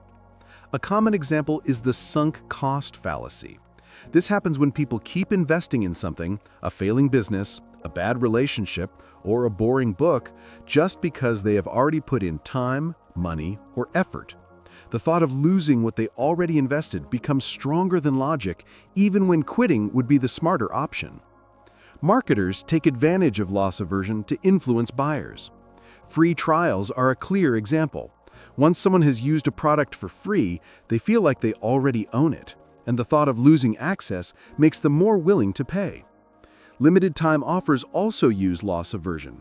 Phrases like, "only 3 left in stock," or "sale ends at midnight," push customers to buy quickly, not because they really need the item, but because they fear losing the chance. This effect also shows up in daily life. Employees might stay in jobs they dislike much longer than they should, because quitting feels like losing security. Athletes sometimes refuse to retire, even when their performance drops, because they fear losing their identity. Even in relationships, people may stay in unhappy situations simply because they are afraid of losing what they already built. The way to overcome loss aversion is to reframe losses as opportunities. Instead of thinking, "I can't afford to lose this," ask, "What will I gain by letting go?" Realizing that losses are often just transitions to something better can prevent fear from controlling your decisions. Understanding that the pain of loss is exaggerated in our minds helps people make smarter, more rational choices. The endowment effect. Have you ever tried selling something you own and felt like no one was offering enough money for it? That is the endowment effect, a cognitive bias where people overvalue things simply because they own them. Whether it is an old car, a piece of furniture, or even an idea, people tend to believe their possessions are worth more than they really are just because they belong to them. This effect was first studied by Richard Thaler, who found that when people were given an object, like a coffee mug, and later asked to sell it, they demanded more money than they would have been willing to pay for the same mug if they didn't own it. Ownership creates an emotional bond, making people assign extra value to something that in reality doesn't deserve it in an objective market. The endowment effect explains why people struggle to get rid of clutter. Old clothes, books, or gadgets that no longer serve a purpose still sit in closets and shelves because parting with them feels like a loss. Even when logic says it makes no difference, emotion says otherwise. This bias also affects pricing and negotiations. Sellers often ask for more money than buyers are willing to pay because they see their belongings as uniquely valuable. That is why people selling cars, houses, or personal items often feel offended by low offers, even when the market value proves those offers are fair. Businesses and marketers exploit the endowment effect to build customer loyalty. Free trials, test drives, and try-before-you-buy strategies all work because once people experience ownership, even temporarily, they feel like the product is already theirs, which makes them less likely to give it back. Online stores also use free returns as a tactic, knowing that once customers bring an item home, they are less likely to return it because they have already formed an attachment to it. This effect is not limited to physical items. People overvalue their own ideas, projects, and opinions too. In the workplace, someone who has worked hard on a project may reject valid feedback just because they are emotionally attached to it. In debates, people often cling to their beliefs even when faced with strong evidence, because changing their mind feels like losing something personal. To counter the endowment effect, it helps to detach yourself from ownership and ask, if this wasn't mine, how much would I really value it? That shift in perspective makes it easier to make better decisions, whether it's selling something, clearing clutter, or rethinking long-held beliefs. Both loss aversion and the endowment effect reveal how emotional attachment to possessions and past investments can distort clear thinking. By recognizing these biases, people can make smarter, less emotional choices about what is truly worth keeping and what is simply weighing them down. Dunning-Kruger effect. Have you ever met someone who is very bad at something, but completely convinced they are amazing at it? Or, on the other side, someone who is very skilled, but always doubts their own abilities? This is called the Dunning-Kruger effect. It is a psychological effect where people with low skills or little knowledge often overestimate their abilities, while highly skilled people usually underestimate themselves. This effect was first studied by psychologists David Dunning and Justin Kruger in 1999. Their research showed that people who lack skill often also lack the self-awareness to see their weaknesses. Because they don't fully understand the subject or the skill, they don't realize how much they don't know. This lack of awareness makes them overestimate their expertise. Meanwhile, people who are truly skilled have a deep understanding of the subject. This makes them aware of how much more there is still to learn. Because of this, they often undervalue their own abilities. This explains why some of the most confident people are often the least competent. They mistake surface-level knowledge for mastery and assume they are experts after only a little exposure. For example, someone might think they can coach a professional sports team after just watching a few games. Or a person who quickly skimmed an article may suddenly believe they understand complex issues like politics or medicine. On the other hand, highly skilled people often assume that if something feels easy for them, it must also be easy for everyone else. They downplay their expertise, thinking, "If I can do this, it's probably not that impressive." This is why some of the most confident people are often the least competent. The Dunning-Kruger effect can be seen everywhere, in workplaces, in politics, and on social media. People with little knowledge often speak with total certainty, while true experts hesitate because they know how complex the topic really is. This effect also explains why some people reject expert advice. They wrongly assume they know just as much as professionals in fields they have barely studied. The effect can be dangerous. Overconfident but incompetent people can make poor decisions, mislead others, and even rise to leadership positions despite lacking the right skills. At the same time, truly knowledgeable people may hold back, doubting themselves and failing to assert their expertise. The best way to reduce the Dunning-Kruger effect is through self-awareness and continuous learning. If you ever find yourself completely certain about a topic, ask, "How much do I actually know? Have I really studied this in depth, or am I just making assumptions?"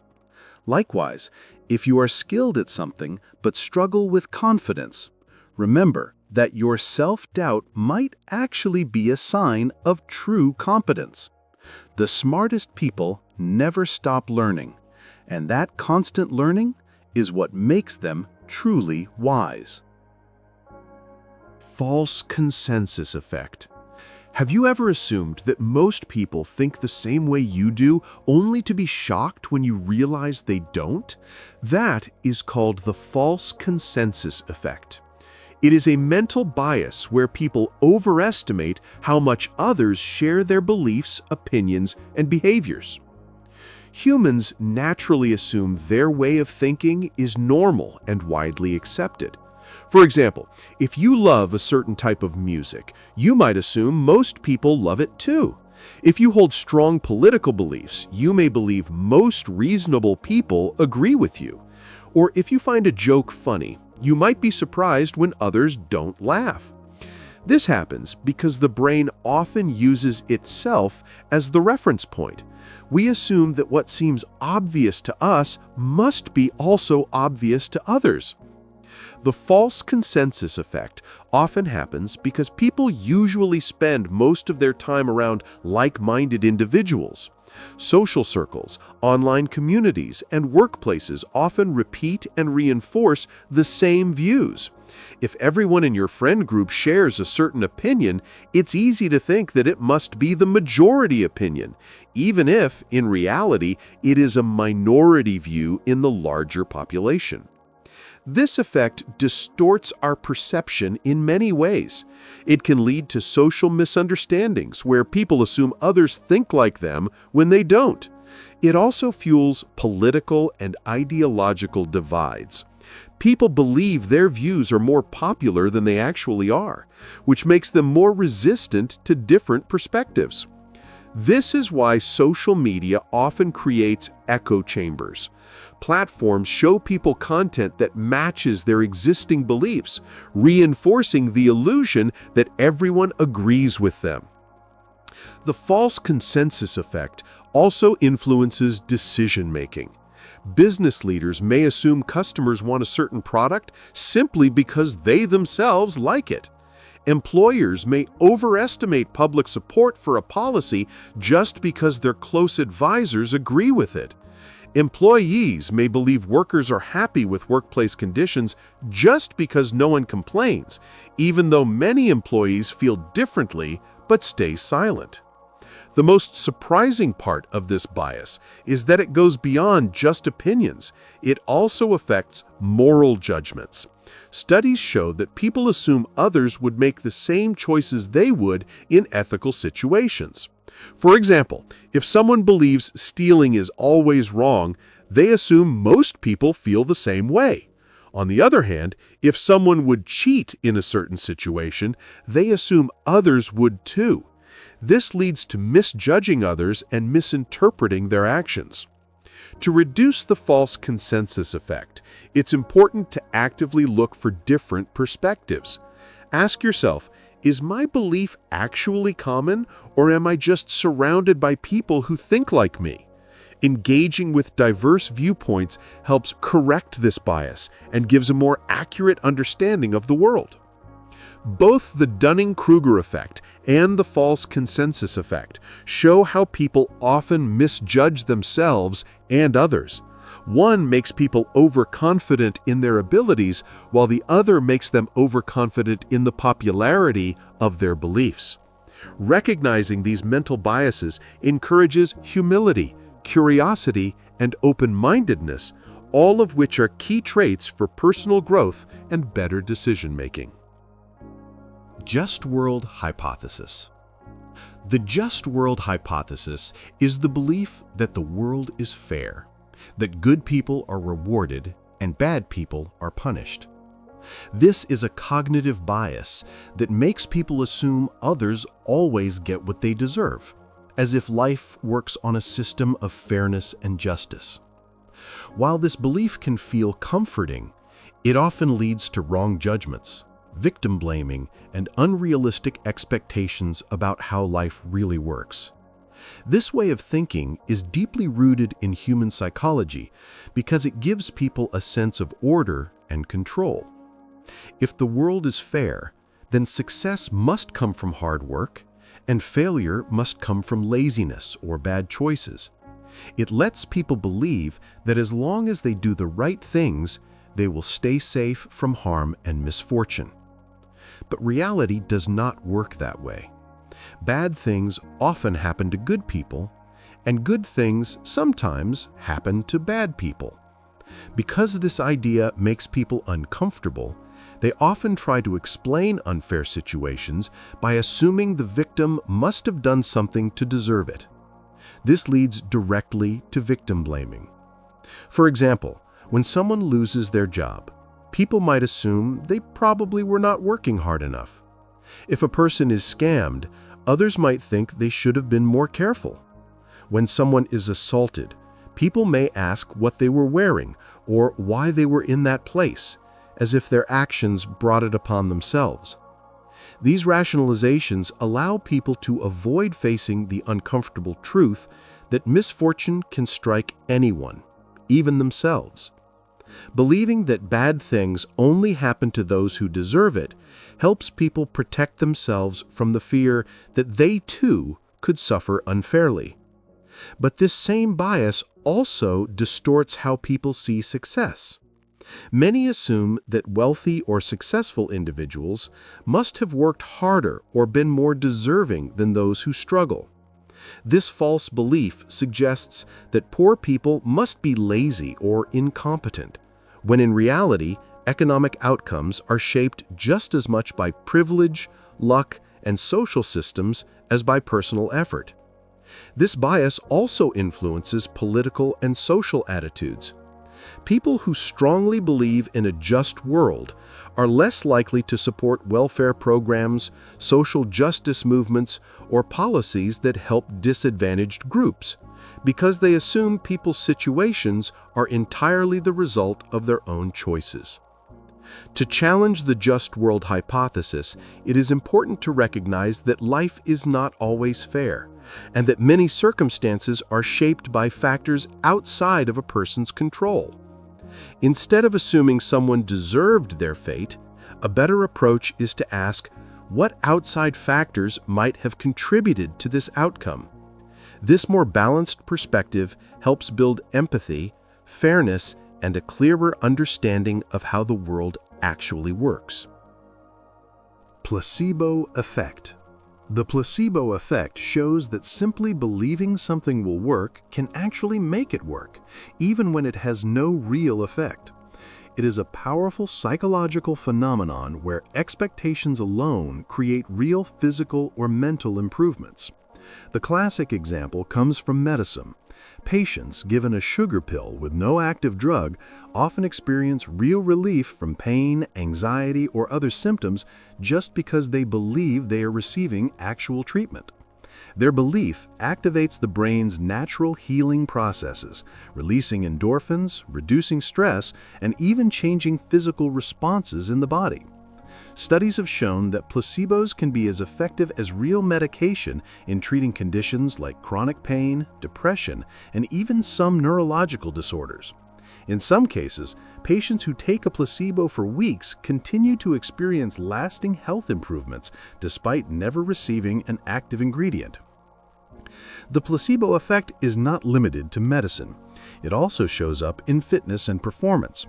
Athletes who believe they've taken a performance-enhancing drug often show real improvements in strength and endurance, even if they only took a placebo. It also influences sleep. People who believe they got a good night's rest often feel more refreshed and perform better, even if they were actually sleep-deprived. The effect also reduces stress and anxiety. For example, if someone takes a fake anti-anxiety pill, their body might relax as if the pill were real. This happens because the brain and body respond to expectations.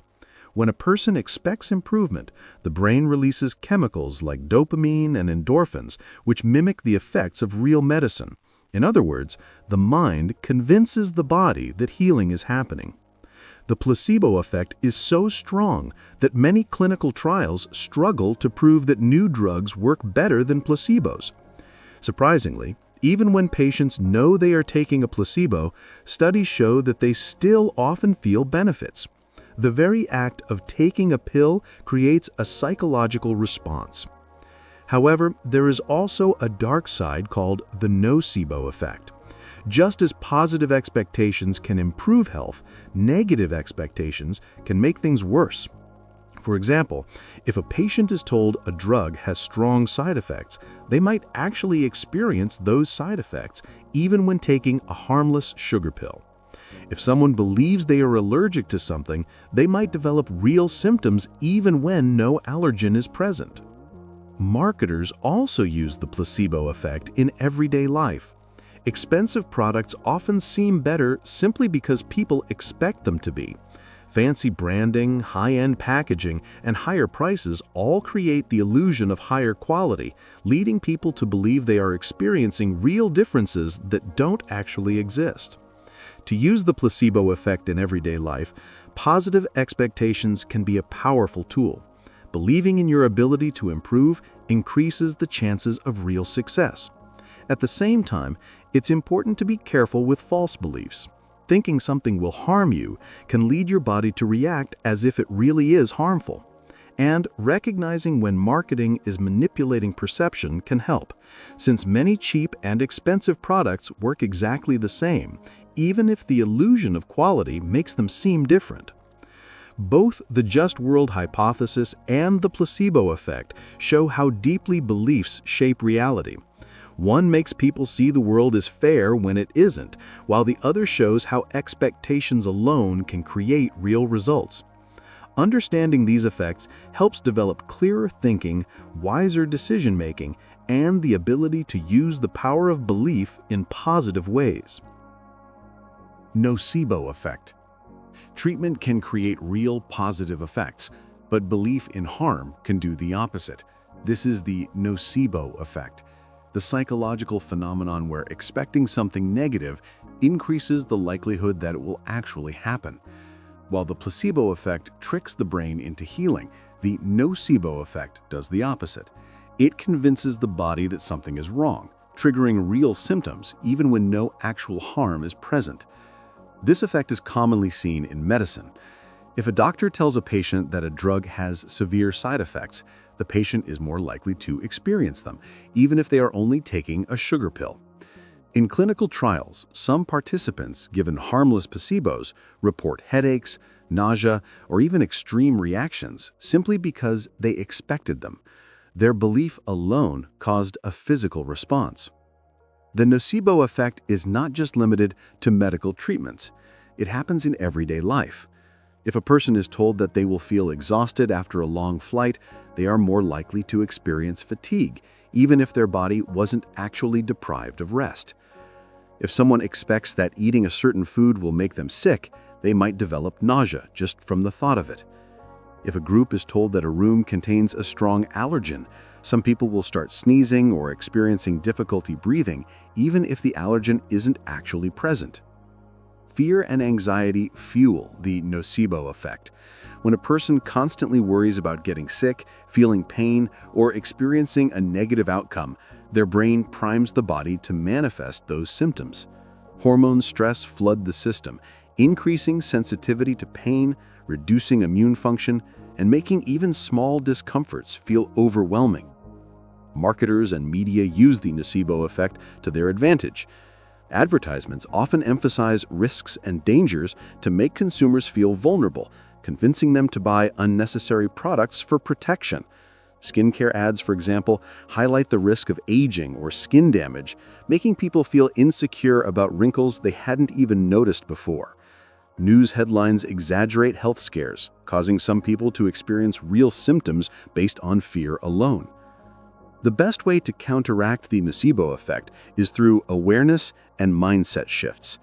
If you notice yourself feeling worse after reading about a symptom, remind yourself that expectations shape reality. If you hear a negative prediction about an experience, focus on neutral or positive possibilities instead. Understanding that the mind plays a powerful role in physical sensations allows you to take control and avoid unnecessary suffering. Ostrich effect. When faced with bad news or uncomfortable truths, people often choose to ignore the problem rather than deal with it.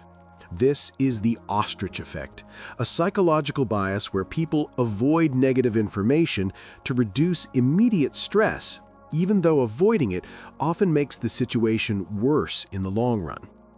The name comes from the myth that ostriches bury their heads in the sand when threatened, hoping the danger will go away. While real ostriches don't actually do this, humans do it all the time.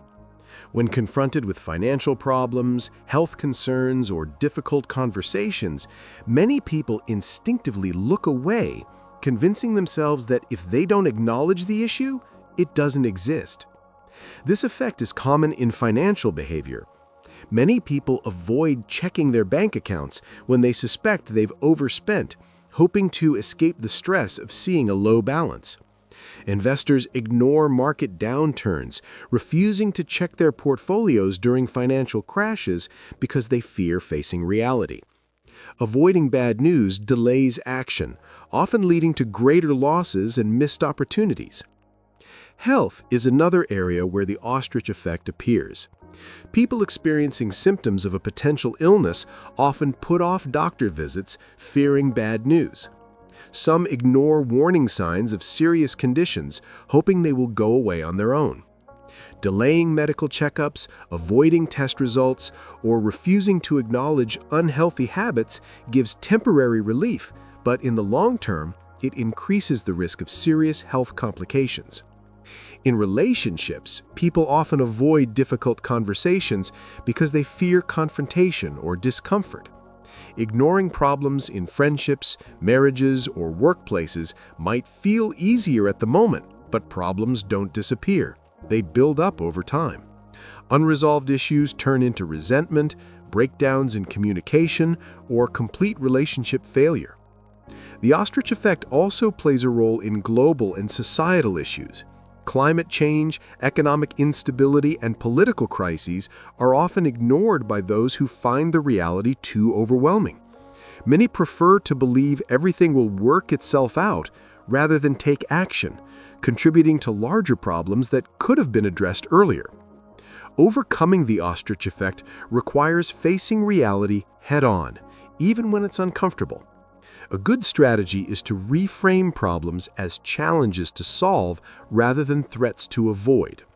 Instead of avoiding financial problems, setting up a budget or seeking advice creates a sense of control. Instead of ignoring health concerns, getting a checkup allows for early intervention. Instead of avoiding difficult conversations, addressing issues directly strengthens relationships rather than weakens them. While ignoring bad news might provide temporary comfort, reality always catches up. By choosing to confront challenges sooner rather than later, people give themselves the best chance to fix problems before they spiral out of control. The key to avoiding the ostrich effect is recognizing that facing the truth, even when it's uncomfortable, is always better than running from it. Hindsight bias, people often convince themselves that they knew it all along, even if they had no real way of predicting the outcome. This is hindsight bias, the psychological illusion that makes past events seem more predictable than they actually were. It distorts memory, giving people the false belief that they saw events coming, when in reality, they are reconstructing their past thoughts based on what they now know. This bias is why people say things like, "I knew that team was going to win," or "I had a feeling that stock was going to crash." But if they truly knew, they would have made a bet or taken action before the event occurred. Instead, they are experiencing a mental trick where their brain rewrites their memory to align with the present reality. Hindsight bias happens because the brain wants to make sense of the past after an event has unfolded. It is easier to connect the dots in reverse and see the sequence as logical and inevitable. The randomness and uncertainty that existed before the event disappear in hindsight, making the outcome feel like it was always obvious. This effect can be seen in history, finance, sports, and even personal decisions. After major political events, people claimed they always knew what was going to happen, even when predictions were mixed. Investors believe they saw stock market crashes coming, even though they made no moves to protect their money. In relationships, people claimed they knew a breakup was bound to happen, even though they were fully invested at the time. Hindsight bias can be dangerous because it creates overconfidence. If people believe they always knew what was going to happen, they become less willing to learn from mistakes. They assume they are better at predicting the future than they actually are, leading to poor decision-making. It also affects how people judge others. When looking at someone else's failure, hindsight bias makes it seem like they should have seen it coming, leading to unfair blame or criticism. To counteract this bias, it helps to recognize that life is unpredictable and outcomes are only obvious in retrospect. Keeping a journal of predictions, writing down actual thoughts before events happen, and acknowledging the role of luck in life can help separate real foresight from the illusion of knowing it all along. Instead of assuming past outcomes were inevitable, It is more accurate to accept that they were just one of many possibilities. IKEA effect. People place higher value on things they put effort into creating, even if the final product isn't objectively better. This is the IKEA effect, named after the Swedish furniture company, where customers are willing to pay more and feel greater attachment to furniture they assemble themselves. The extra effort invested in building the item creates a psychological attachment, making it seem more valuable than a pre-assembled version. This bias isn't just about furniture. It applies to anything people personally invest effort into. A homemade meal is often perceived as tastier than a restaurant dish, even if the ingredients are the same. A project that took hours to complete feels more impressive than something outsourced. A business that someone builds from scratch feels more valuable than an identical one they inherit. The IKEA effect happens because effort creates a sense of ownership. The more time, energy, and labor a person puts into something, the more personal meaning it has. This effect is deeply tied to human psychology. People don't just value the final product, they value their own effort in making it happen. Companies use this effect to increase customer engagement. Build your own meal kits, customizable products, and DIY experiences all make consumers feel more connected to what they create. When people are involved in the process, they appreciate the end result more, even if an expert could have done it faster or better. However, the IKEA effect has downsides. Because people become attached to what they create, they may overvalue their own work and reject criticism. A person who writes a book, designs a product, or starts a project may struggle to accept feedback because their effort blinds them to flaws. This bias also leads to stubbornness. People refuse to abandon ideas or projects even when evidence suggests they should, simply because they have already invested time into them. The best way to balance the IKEA effect is to recognize that effort does not always equal value. Just because something took a long time to make doesn't mean it is superior. Being open to constructive feedback and understanding that others may not share the same emotional connection to a project can help prevent over-attachment. Both hindsight bias and the IKEA effect show how people's perceptions are shaped by their own involvement in events. One makes people believe they predicted the past more accurately than they did, while the other makes them overvalue what they have personally built. Recognizing these biases helps with better decision-making, improved self-awareness, and a clearer view of reality. Curse of knowledge. Once you know something, it becomes almost impossible to imagine what it's like not to know it. This is called the curse of knowledge, a thinking bias that makes it hard for experts to explain things in a way beginners can truly understand. It is the reason why teachers sometimes struggle to simplify complicated topics, why professionals often assume certain ideas are obvious, and why people often overestimate how well others understand their thoughts. This effect happens because learning changes the brain. Once you've learned something, the pathways in your mind adjust, making that information feel natural and automatic. But since you cannot unlearn what you know, you lose sight of how confusing or unfamiliar it may feel to someone who doesn't have that knowledge. A famous experiment by Elizabeth Newton in 1990 showed this clearly. Participants were asked to tap the rhythm of a well-known song with their fingers, while others tried to guess it. The tappers thought their song was obvious, expecting listeners to guess it correctly 50% of the time. In reality, listeners got it right only 2.5% of the time. The tappers could hear the song in their minds, but the listeners only heard random tapping. This shows the curse of knowledge. Once you know something, like the melody, it's very hard to imagine what it feels like not knowing it. This bias creates many communication gaps in life. Teachers may explain lessons in ways that make sense to them, but not to students. Experts in medicine, finance, or technology may assume basic terms are obvious, leaving beginners confused.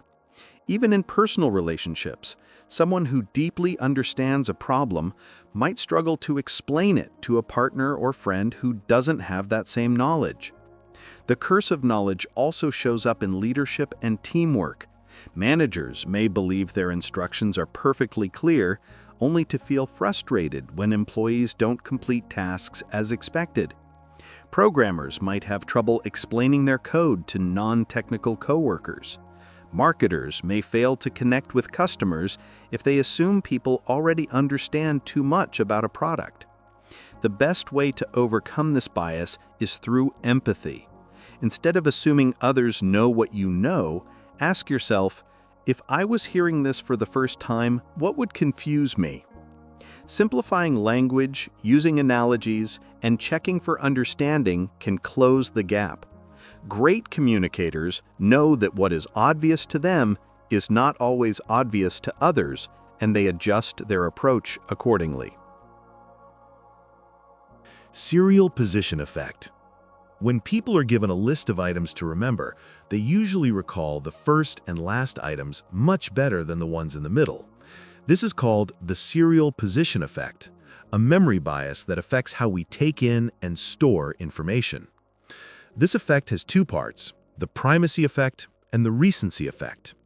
The primacy effect explains why people remember the first items on a list more clearly, since those items get more attention and are more likely to be stored in long-term memory. The recency effect explains why people remember the last items, because they are still fresh in short-term memory. A simple example is trying to memorize a grocery list. If someone reads it aloud quickly, you are more likely to recall the first few items because they got the most attention, and the last few items because they were the most recent. The items in the middle, however, are often forgotten. This effect plays an important role in marketing, education, and public speaking. Advertisers place key messages at the beginning and end of ads, knowing those parts are most memorable. Teachers design lessons so that main points are introduced at the start and repeated at the end. Public speakers and politicians carefully place their strongest points first and last in speeches to make them stick. Even in job interviews, this effect matters. Interviewers tend to remember the first and last candidates more clearly than those in between.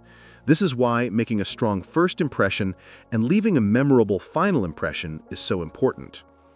The same effect shapes how people recall life events.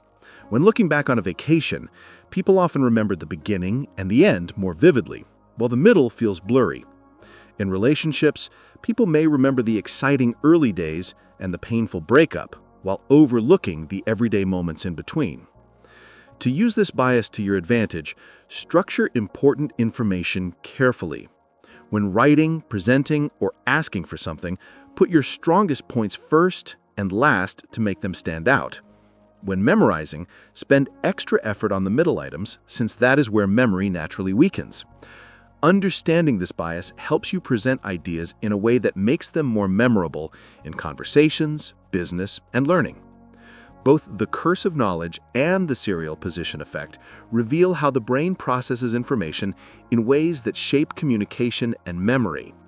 One makes it hard to explain things clearly because you forget what it's like to be a beginner, while the other makes certain moments stand out more than others.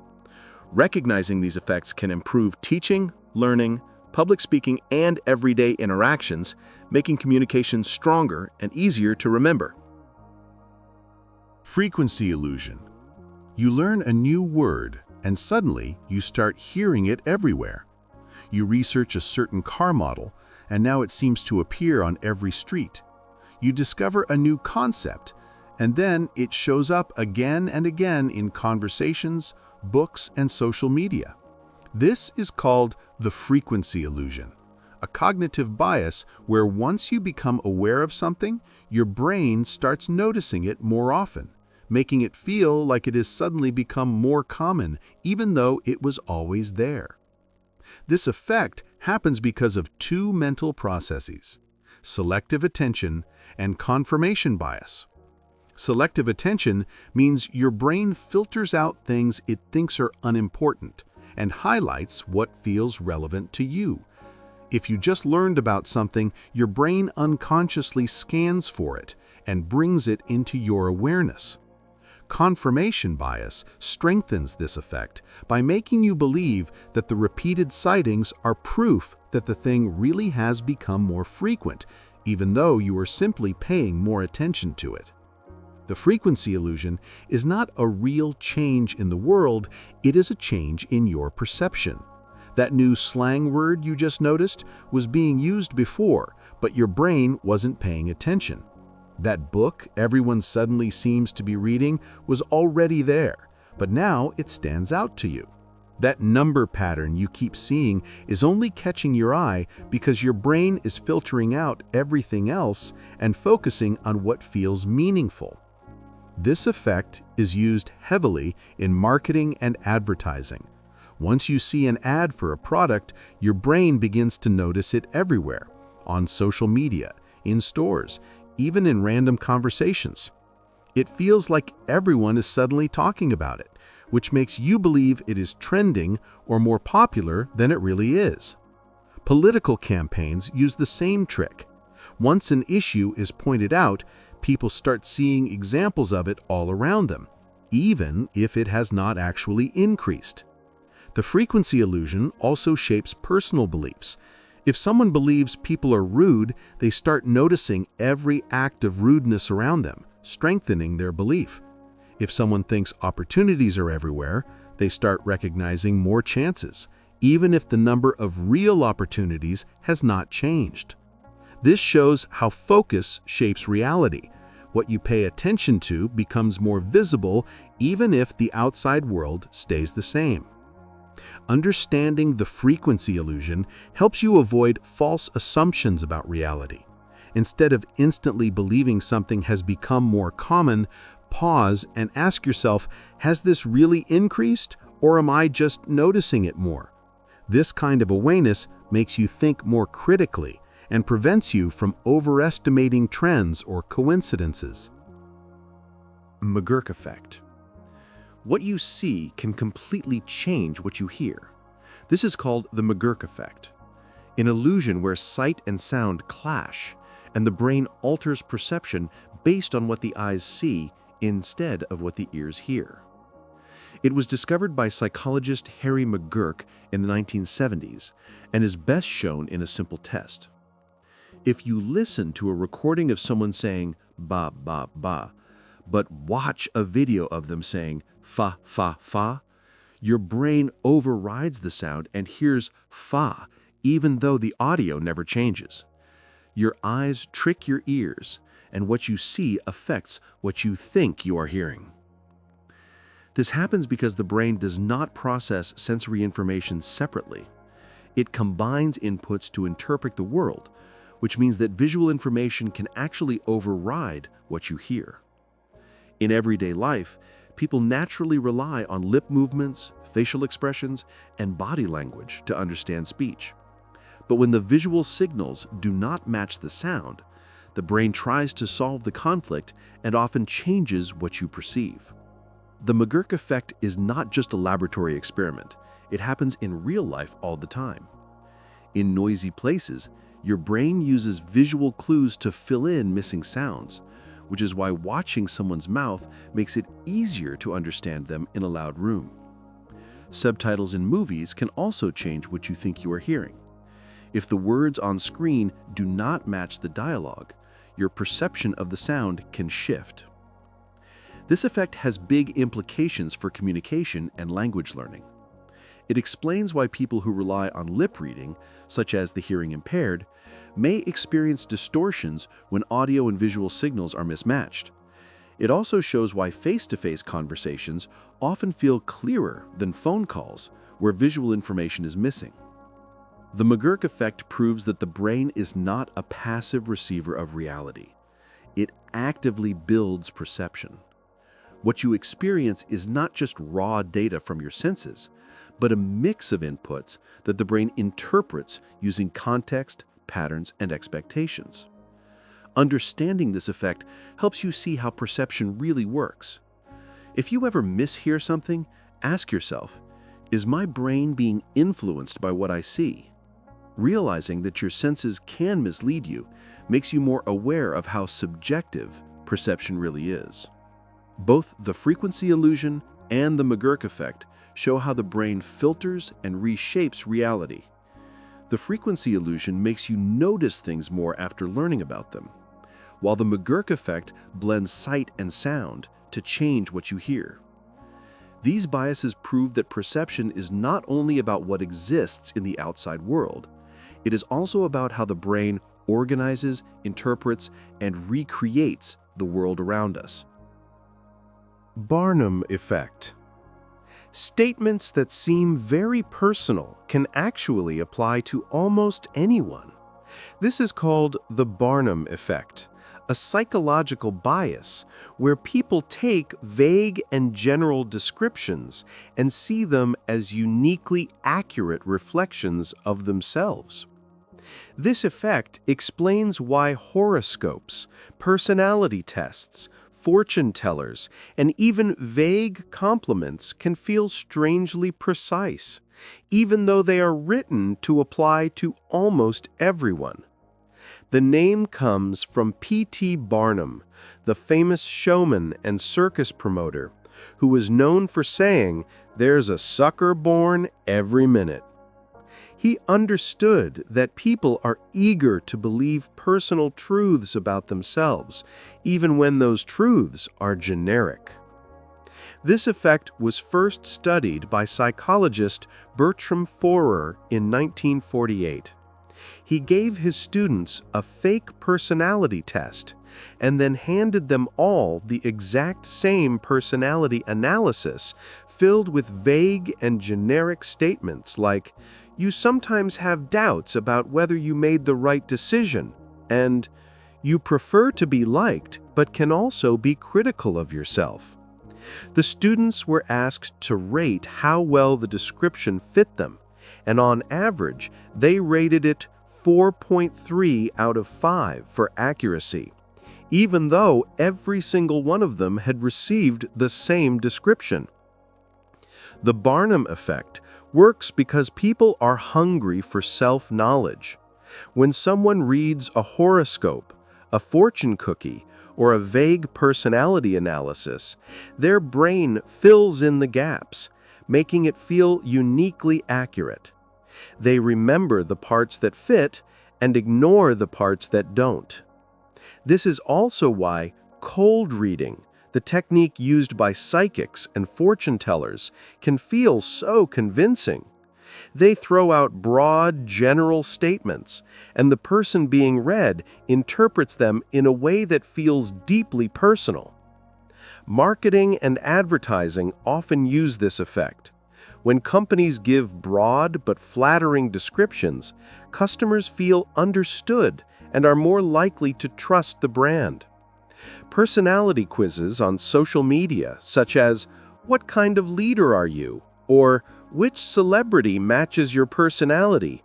use this trick to engage people and collect data, making them feel as if they are uncovering something profound about themselves. Understanding the Barnum effect helps strengthen critical thinking. The next time a horoscope, fortune, or personality test feels surprisingly accurate, ask yourself, could this apply to almost anyone? By recognizing this effect, you can avoid falling for vague statements and instead focus on real, evidence-based insights about yourself. Self-fulfilling prophecy. What you believe about yourself in the world can actually shape reality. This is called the self-fulfilling prophecy, a psychological phenomenon where expectations influence behavior in a way that makes the expectation come true. When you believe something will happen, consciously or unconsciously, you begin to act in ways that increase the chances of it happening. This effect was famously shown by psychologist Robert Rosenthal in an experiment with teachers and students. He told teachers that certain students in their class had been identified as academic bloomers, who were expected to show great progress, though in reality, these students were chosen randomly. By the end of the school year, these students performed significantly better than their peers. The reason was that the teachers, without realizing it, gave these students more encouragement, more attention, and higher expectations, which led to improved performance. The students, in turn, internalized these expectations and put in more effort, proving the teacher right, even though the selection had been random. This effect appears in many areas of life. If someone believes they are bad at math, they may approach it with low confidence, put in less effort, and eventually perform poorly, confirming their original belief. If someone believes they are charismatic and likable, they will act with confidence, causing others to respond positively, reinforcing their belief. The self-fulfilling prophecy also plays out in relationships. If a person believes their partner will leave them, they might become insecure, controlling, or distant, pushing their partner away and creating the breakup they feared. On the other hand, if someone believes a relationship will thrive, they behave in ways that strengthen the bond, making it more likely to last. This effect also extends to health, careers, and social status. Studies show that patients who believe they will recover from illness tend to heal faster, while those who fear the worst often face worse outcomes due to stress and negative thinking. In the workplace, employees who expect success work harder, take more risks, and project confidence, which leads to real achievement. Meanwhile, those who expect failure avoid challenges, leading to stagnation or poor performance. One of the most dangerous parts of the self-fulfilling prophecy is its power to reinforce negative cycles. If a person is labeled as lazy or troublesome in school, work, or society, they may begin to internalize that label and act in ways that make it true. Stereotypes work in the same way. When a group is repeatedly told they are less capable or intelligent, those messages reduce confidence and ambition, creating barriers to success. However, this effect can also be used positively. By consciously shaping positive expectations, people can change their behavior and outcomes. Developing a growth mindset, where challenges are seen as chances to improve instead of proof of failure, creates a self-fulfilling prophecy where effort and persistence lead to real success. Recognizing this effect helps break negative patterns and create positive ones. If you believe something bad is unavoidable, ask yourself if your actions are helping make it true. If you want to change an outcome, start by changing your expectations and your behavior to match the reality you want to create. Both the Barnum effect and the self-fulfilling prophecy show how beliefs shape perception and reality. One makes people believe vague statements are personal truths, while the other turns expectations into lived experiences. Understanding these effects gives you greater awareness, critical thinking, and control over your own mindset and actions. Contrast principle. How something is seen depends not just on its own qualities, but on what it is compared to. This is called the contrast principle, a psychological effect where people judge things as better or worse depending on what came before them, rather than on their true value. This bias shapes decision-making, perception, and even emotions. For example, if you lift a light object after holding something heavy, the light one will feel even lighter than it really is. If you see a $2,000 designer jacket before looking at a $300 jacket, the second one suddenly feels like a bargain, even though it is still expensive. If you eat a mediocre meal after having terrible food, that mediocre meal will seem amazing by comparison. Marketers and salespeople use the contrast principle all the time. When selling expensive products, they first show the highest priced item. Once the brain locks on to that high price, everything else seems more reasonable. A realtor might show a run-down, overpriced house first, so the next house, while still costly, feels like a better deal. High-end restaurants put very overpriced items on the menu, knowing that everything else will look affordable in comparison. This principle also affects attractiveness and social judgment. Someone who walks into a room after a supermodel may appear less attractive than they would on their own.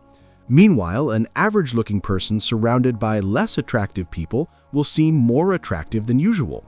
In job interviews, a strong candidate looks even stronger if they follow a weak applicant. A speaker at an event will seem more impressive if they follow someone boring. The contrast principle is also why expectations matter. If you expect an experience to be bad and it turns out okay, it feels better than you thought. But if you expect something amazing and it turns out just okay, it feels disappointing. This is why people often lower their expectations. They prepare for something bad and end up pleasantly surprised.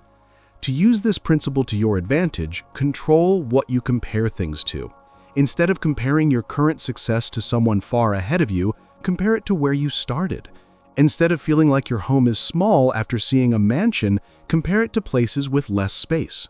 Understanding how comparison shapes perception helps you avoid unnecessary dissatisfaction and allows you to see things more clearly and objectively. Repetition persuasion. The more often people hear something, the more likely they are to believe it, whether it is true or not. This is called repetition persuasion, a psychological effect where repeated exposure to a statement makes it seem more believable, even when no real evidence supports it. This happens because the brain prefers familiarity. When information is repeated, it becomes easier to process, and the brain mistakes that ease for truth. The first time you hear something, it may seem doubtful, but after the 5th or 10th time, it begins to feel like common knowledge. Politicians, advertisers, and media outlets use repetition to shape public opinion. Political slogans are repeated endlessly. Make America great again. Yes, we can. Stronger together. Because repetition makes them stick in people's minds. Advertisers repeat brand names, jingles, and slogans, knowing that even if people don't believe the message at first, repeated exposure slowly changes perception. This effect is especially dangerous with misinformation and propaganda. False statements, if repeated enough, start to feel true, not because facts support them, but because they sound familiar. This is why conspiracy theories, fake news, and misleading statistics spread so easily. People assume that if they've heard something many times, it must be true. Repetition persuasion also shows up in social interactions. If someone repeats a false rumor about another person, it shapes how others view them, even without real proof.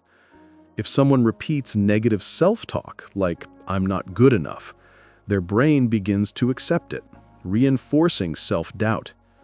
On the other hand, repeating positive affirmations, like, "I am capable," or "I am strong," can rewire the brain and create healthier beliefs. To defend against repetition persuasion, always question information, even if you've heard it many times. Ask yourself, is this true, or has it just been repeated so often that it feels true? Fact-check sources and be aware that familiarity does not equal truth. Be mindful of how repetition shapes your own beliefs, whether in media, marketing, or your personal mindset. Both the contrast principle and repetition persuasion show how context and exposure influence perception.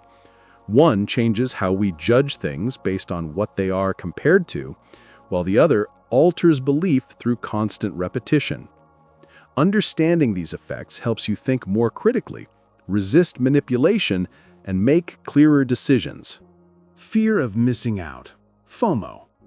Your friends are on vacation while you are stuck at home. A new trend is taking off and you have not joined in yet. That creeping anxiety you feel, that is FOMO, the fear of missing out. It is the psychological effect that makes people feel uneasy, restless, and even impulsive when they believe others are experiencing something valuable that they are not. FOMO is one of the strongest motivators of human behavior. It is the reason people refresh social media endlessly, why they buy products on impulse just because everyone else has them, and why they say yes to plans even when they would rather stay at home. The fear that others are gaining experiences, status, or advantages while they are left out creates a powerful sense of urgency. It makes them feel that if they do not act right away, they will be left behind. Social media makes FOMO much stronger. Platforms like Instagram, TikTok, and Twitter constantly show carefully chosen highlights of other people's lives: vacations, parties, successes, new purchases. Even though logic tells us that people only post their best moments, the emotional reaction is different. It builds the illusion that everyone else is living a better life than you. Marketers know this and exploit FOMO constantly. Sales tricks like limited time offer, only 2 left in stock, or join 1,000 others who already signed up trigger a sense of scarcity and urgency. The thought of missing out on an opportunity pushes people to buy impulsively, even when they don't actually need the product. Cryptocurrency and stock trading also use FOMO. People rush to invest in rising assets, not always because they understand them, but because they are afraid of missing potential profits. The psychological root of FOMO is tied to social belonging. Humans are naturally wired to stay connected to the group for survival. In ancient times, missing out on a hunt, a social gathering, or shared resources could mean isolation or even starvation. Today, the stakes are not the same, but the instinct still remains. The thought of others gaining experiences, status, or advantages while they are left out creates a powerful sense of urgency. It makes them feel that if they do not act right away, they will be left behind. FOMO can lead to stress, burnout, and decision fatigue. When people say yes to everything just to avoid missing out, they overcommit and stretch themselves too thin. It also creates dissatisfaction.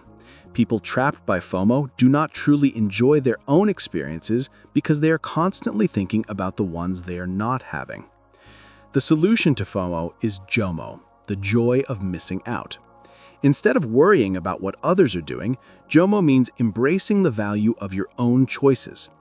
The best way to fight FOMO is to remind yourself that missing out is inevitable.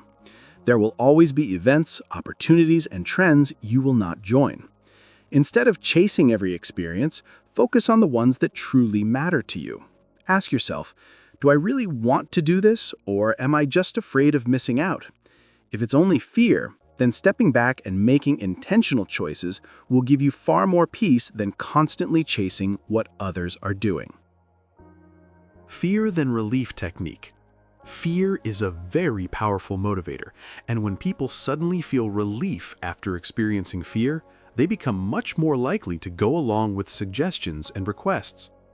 This is called the fear than relief technique, a psychological manipulation method where fear or anxiety is created first and then immediately followed by comfort or a solution. This shift makes people more likely to agree, comply, or follow instructions. The reason it works is because fear interrupts normal thinking. When someone feels afraid, their mind focuses only on the danger, entering a fight or flight state. Once relief comes, through reassurance, a solution, or even a distraction, the brain relaxes.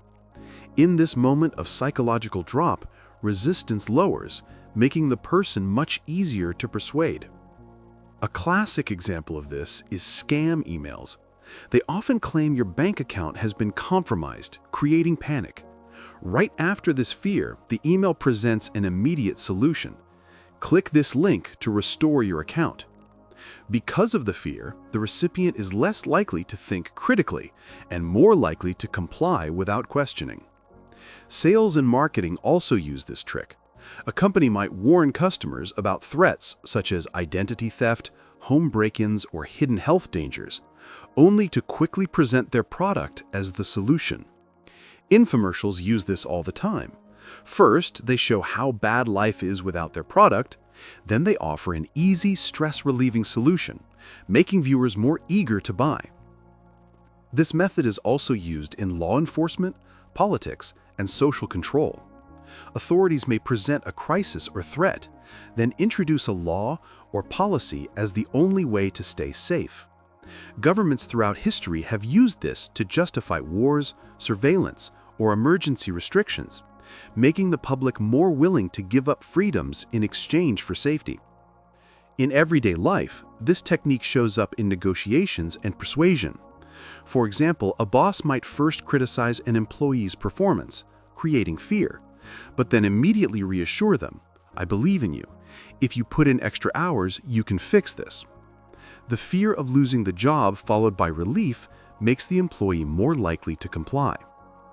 To defend yourself against the fear then relief technique, pause before reacting. When fear is triggered, ask yourself, is this fear justified? Is the offered solution truly in my best interest? Realizing when fear is being used as manipulation helps you stay calm, think rationally, and keep control over your decisions. Sleeper effect. Not every persuasive message works right away. Some arguments, even if they seem weak or unconvincing at first, can actually grow stronger with time, especially if they are repeated. This is called the sleeper effect, a psychological phenomenon where information that was once dismissed or seen as unreliable becomes more persuasive later. This happens because people forget where they heard something faster than they forget the message itself. When someone hears a weak argument from an untrustworthy source, they may reject it at first, but over time, they forget the source and only remember the message, making them more likely to believe it later. The sleeper effect explains why misinformation spreads. Even when people know a claim is false at first, repeated exposure makes it stick in their subconscious. Later, when they recall the information, they forget it was discredited and may accept it as fact. This effect is widely used in propaganda, marketing, and media. Advertisers often make bold claims that sound exaggerated, knowing that repeated exposure will make the claims feel normal. Political campaigns also use this tactic by spreading half-truths or emotionally charged statements. Even if people doubt them at first, the message lingers and influences future opinions. Research shows that negative political ads, even when proven false, still have lasting effects. Voters often remember the criticism but forget the rebuttal.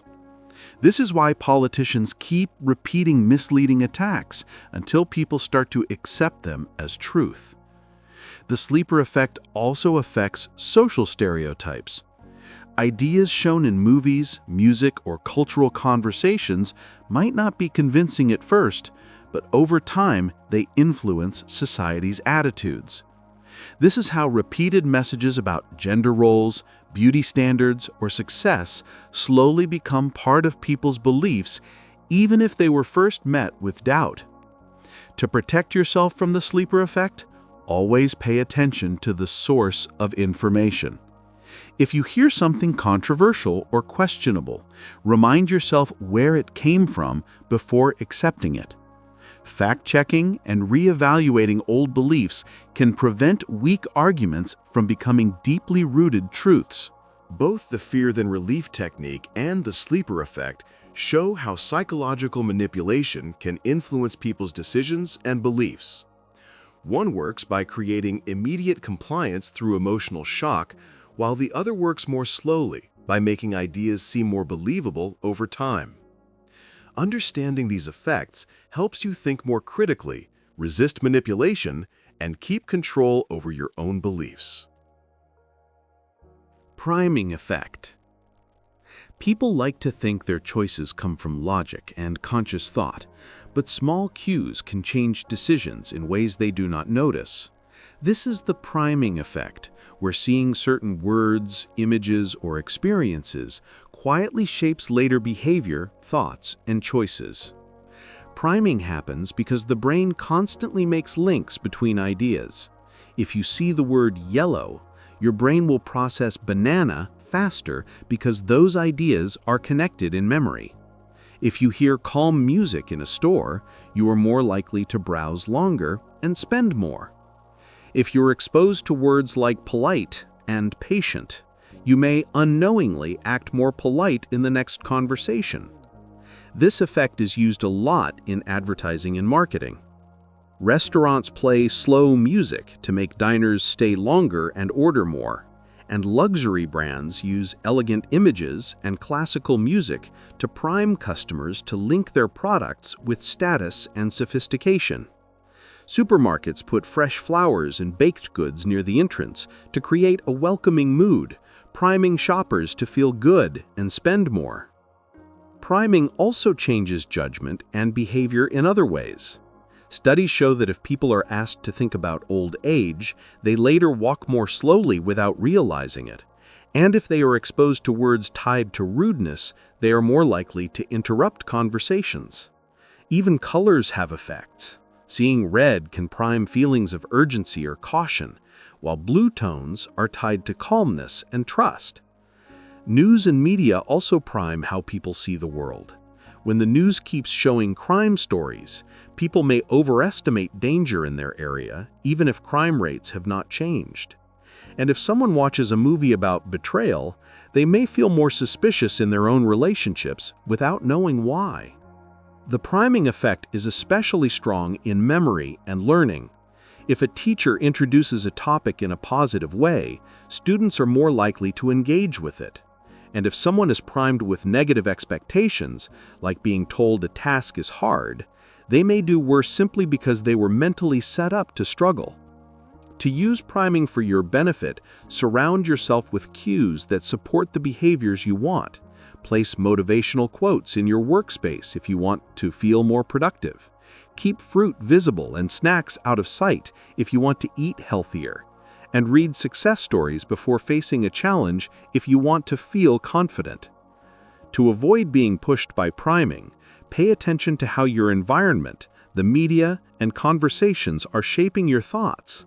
Noticing these subtle effects helps you make more deliberate choices instead of reacting automatically.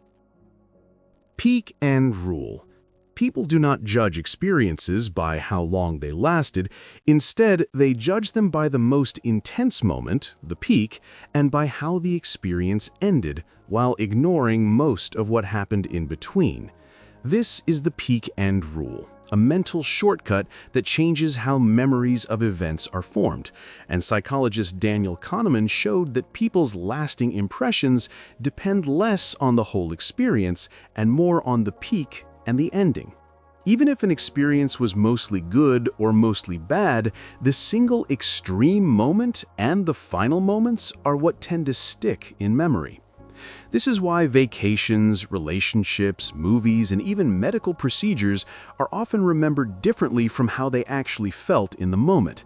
If a vacation was mostly quiet but had one breathtaking sunset from a mountain, that single moment can define the whole trip in memory. If a long, stable relationship ends with a dramatic breakup, the entire relationship may be remembered as painful despite years of happiness. And if a movie is slow for 2 hours but has an amazing climax, people will leave the theater thinking it was great. Companies use the peak end rule in customer service and experience design by creating a strong peak moment and a satisfying ending.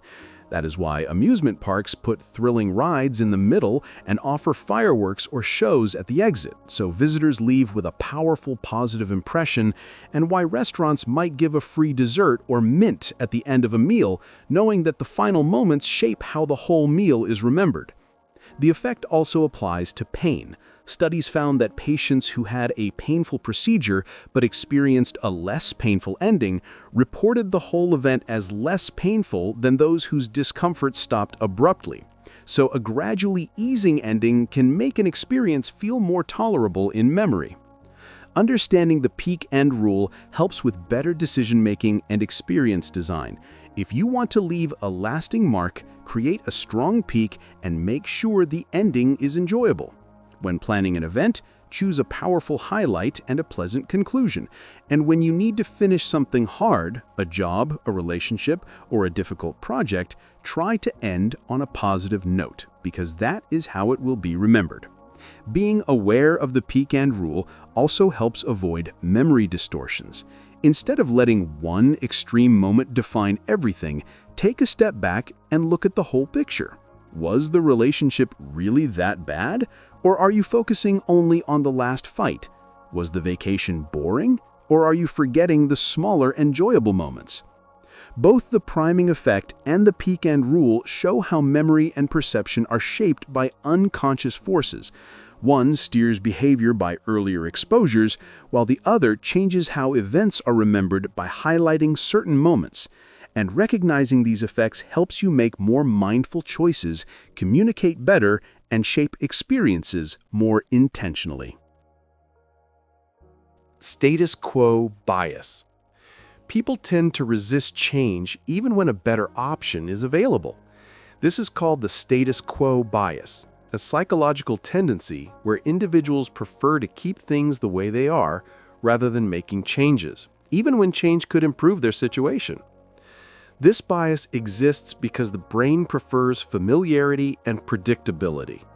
Change requires effort, risk, and uncertainty, which can feel uncomfortable even if logic suggests that switching jobs, trying a new habit, or making a financial move would be beneficial. People often choose to do nothing simply because their current situation feels safer and easier. One study showed that when employees were automatically enrolled in retirement savings plans, they rarely opted out, even if they had previously failed to enroll themselves. This highlights how sticking with the status quo is often easier than making an active choice, even when the choice is beneficial. Status quo bias also affects consumer behavior. Many people stick with the same brand of products for years, not necessarily because it is the best, but simply because they're used to it. In relationships, individuals may stay in unsatisfying situations simply because leaving feels too difficult or because they fear the unknown.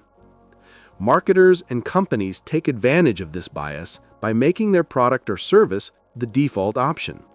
For example, subscription services use automatic renewals, knowing that customers are more likely to keep paying rather than go through the effort of canceling. Companies rely on the fact that people will stick with what they already have, even if it is not the best deal. Status quo bias can be problematic when it prevents personal growth and progress. It makes people resist learning new skills, improving their health, or exploring better opportunities. It also explains why many organizations struggle with innovation. Employees may resist new processes even if those processes are clearly more efficient. To overcome this bias, it is important to reframe change as an opportunity rather than a threat. Instead of fearing the unknown, ask yourself, is the current situation really the best option, or am I just avoiding change? Small calculated risks can lead to major improvements, but only if people challenge their instinct to stay where they are. Default bias. People are more likely to stick with pre-selected options than make an active choice, even when an alternative might be better. This is the default bias, a cognitive bias where individuals prefer to accept the default setting rather than actively changing something, even when doing so requires minimal effort. This bias happens because making decisions requires mental energy. Choosing something new means weighing options, analyzing risks, and putting in effort. Since the brain prefers efficiency, it often defaults to not making a decision at all, leading people to accept whatever option is already in place. One of the most famous studies on default bias involved organ donation rates in different countries. In countries where citizens were automatically enrolled as organ donors with the option to opt out, donation rates were over 90%. But in countries where people had to actively opt in, donation rates were as low as 15%. The difference wasn't because people had strong opinions about organ donation. It was because most people stick with whatever option is pre-selected. Businesses, governments, and technology companies intentionally design defaults to influence behavior.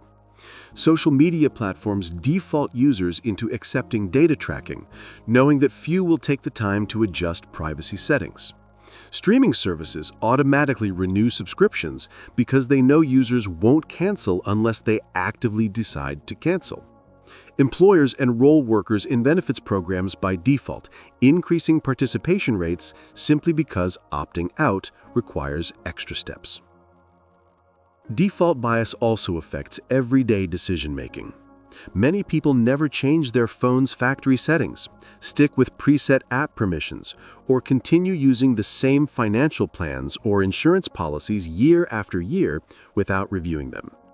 People also eat whatever portion is served, rely on default recommendations, and even keep using outdated software simply because changing it feels like unnecessary work. While default bias can sometimes be beneficial, like when it helps people save for retirement or adopt healthy habits, it can also lead to missed opportunities.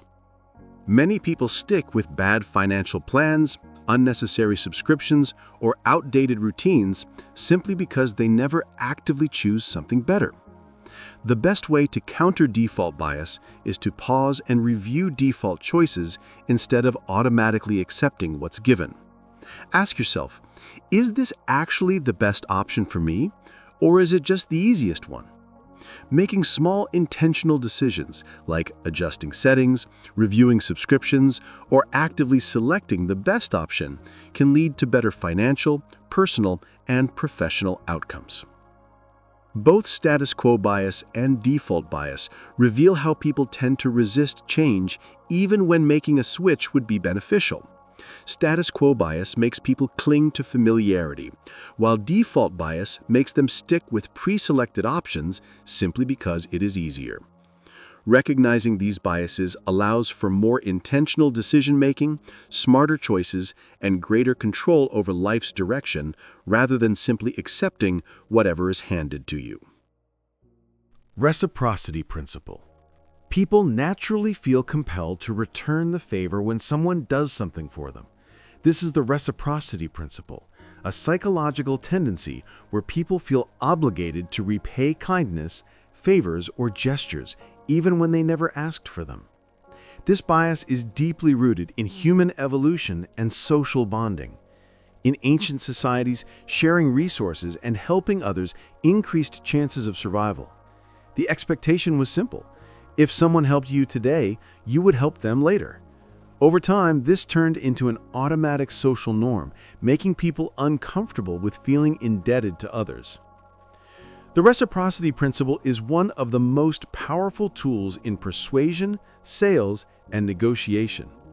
Businesses use this trick by offering free samples, free trials, or small gifts, knowing that many customers will feel obligated to buy something in return. When a waiter gives extra mints or writes a personal thank you on the check, diners tend to tip more. When charities sent free address labels or small gifts in the mail, donation rates increased dramatically, even among people who had no prior intention of donating.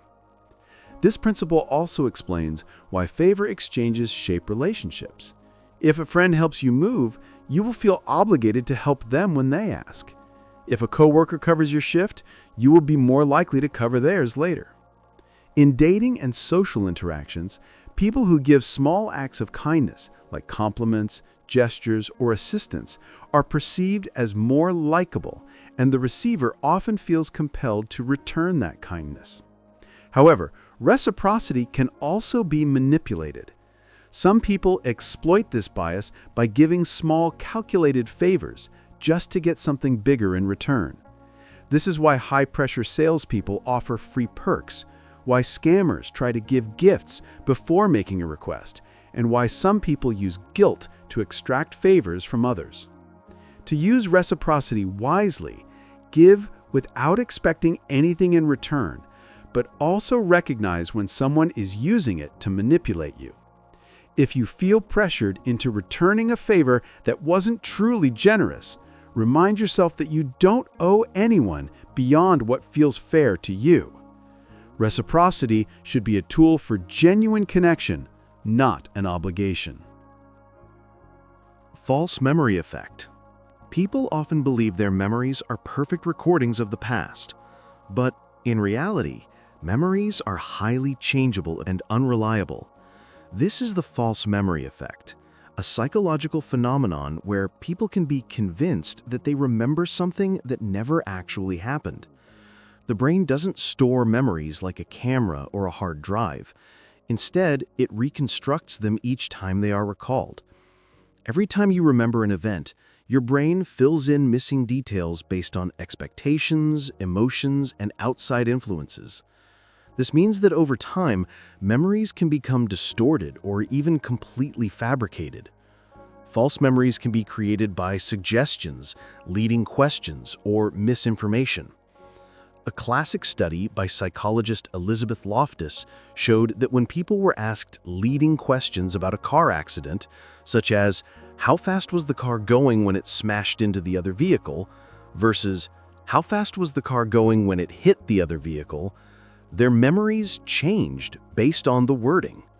Those who heard the word smashed remembered the cars moving faster and more violently, even though they all saw the same footage. This effect is one reason eyewitness testimonies are unreliable. If a witness is exposed to misleading information, such as hearing others describe the event inaccurately, they may unknowingly adopt those false details as their own memories. This has led to wrongful convictions in legal cases where confident but mistaken witnesses testified about things that never actually happened. False memories can also develop in personal relationships and childhood experiences. If a person repeatedly hears stories about how clumsy they were as a kid, they may start to believe they remember specific embarrassing moments, even if those events never happened. Families sometimes collectively misremember events where a false story gets reinforced over time and eventually becomes accepted as truth. The media also plays a huge role in shaping false memories. After major events, news outlets and social media often spread exaggerated or misleading narratives. Over time, people exposed to these stories may believe they personally remember things that never occurred, simply because they heard about them repeatedly. One famous example is the Mandela Effect, where large groups of people share the same false memory. For instance, some people swear they remembered the Monopoly Man having a monocle. He never did. Others believe the children's book series was called the Berenstain Bears, when in reality it was the Berenstain Bears. These false memories are likely caused by similar associations in the brain rather than actual past experiences. To protect yourself from the false memory effect, always question details that feel fuzzy or too perfect. If a memory seems unusually clear but lacks specific proof, consider the possibility that it has been influenced by outside sources. Keeping written records, photos, and factual evidence can help distinguish genuine memories from reconstructed ones.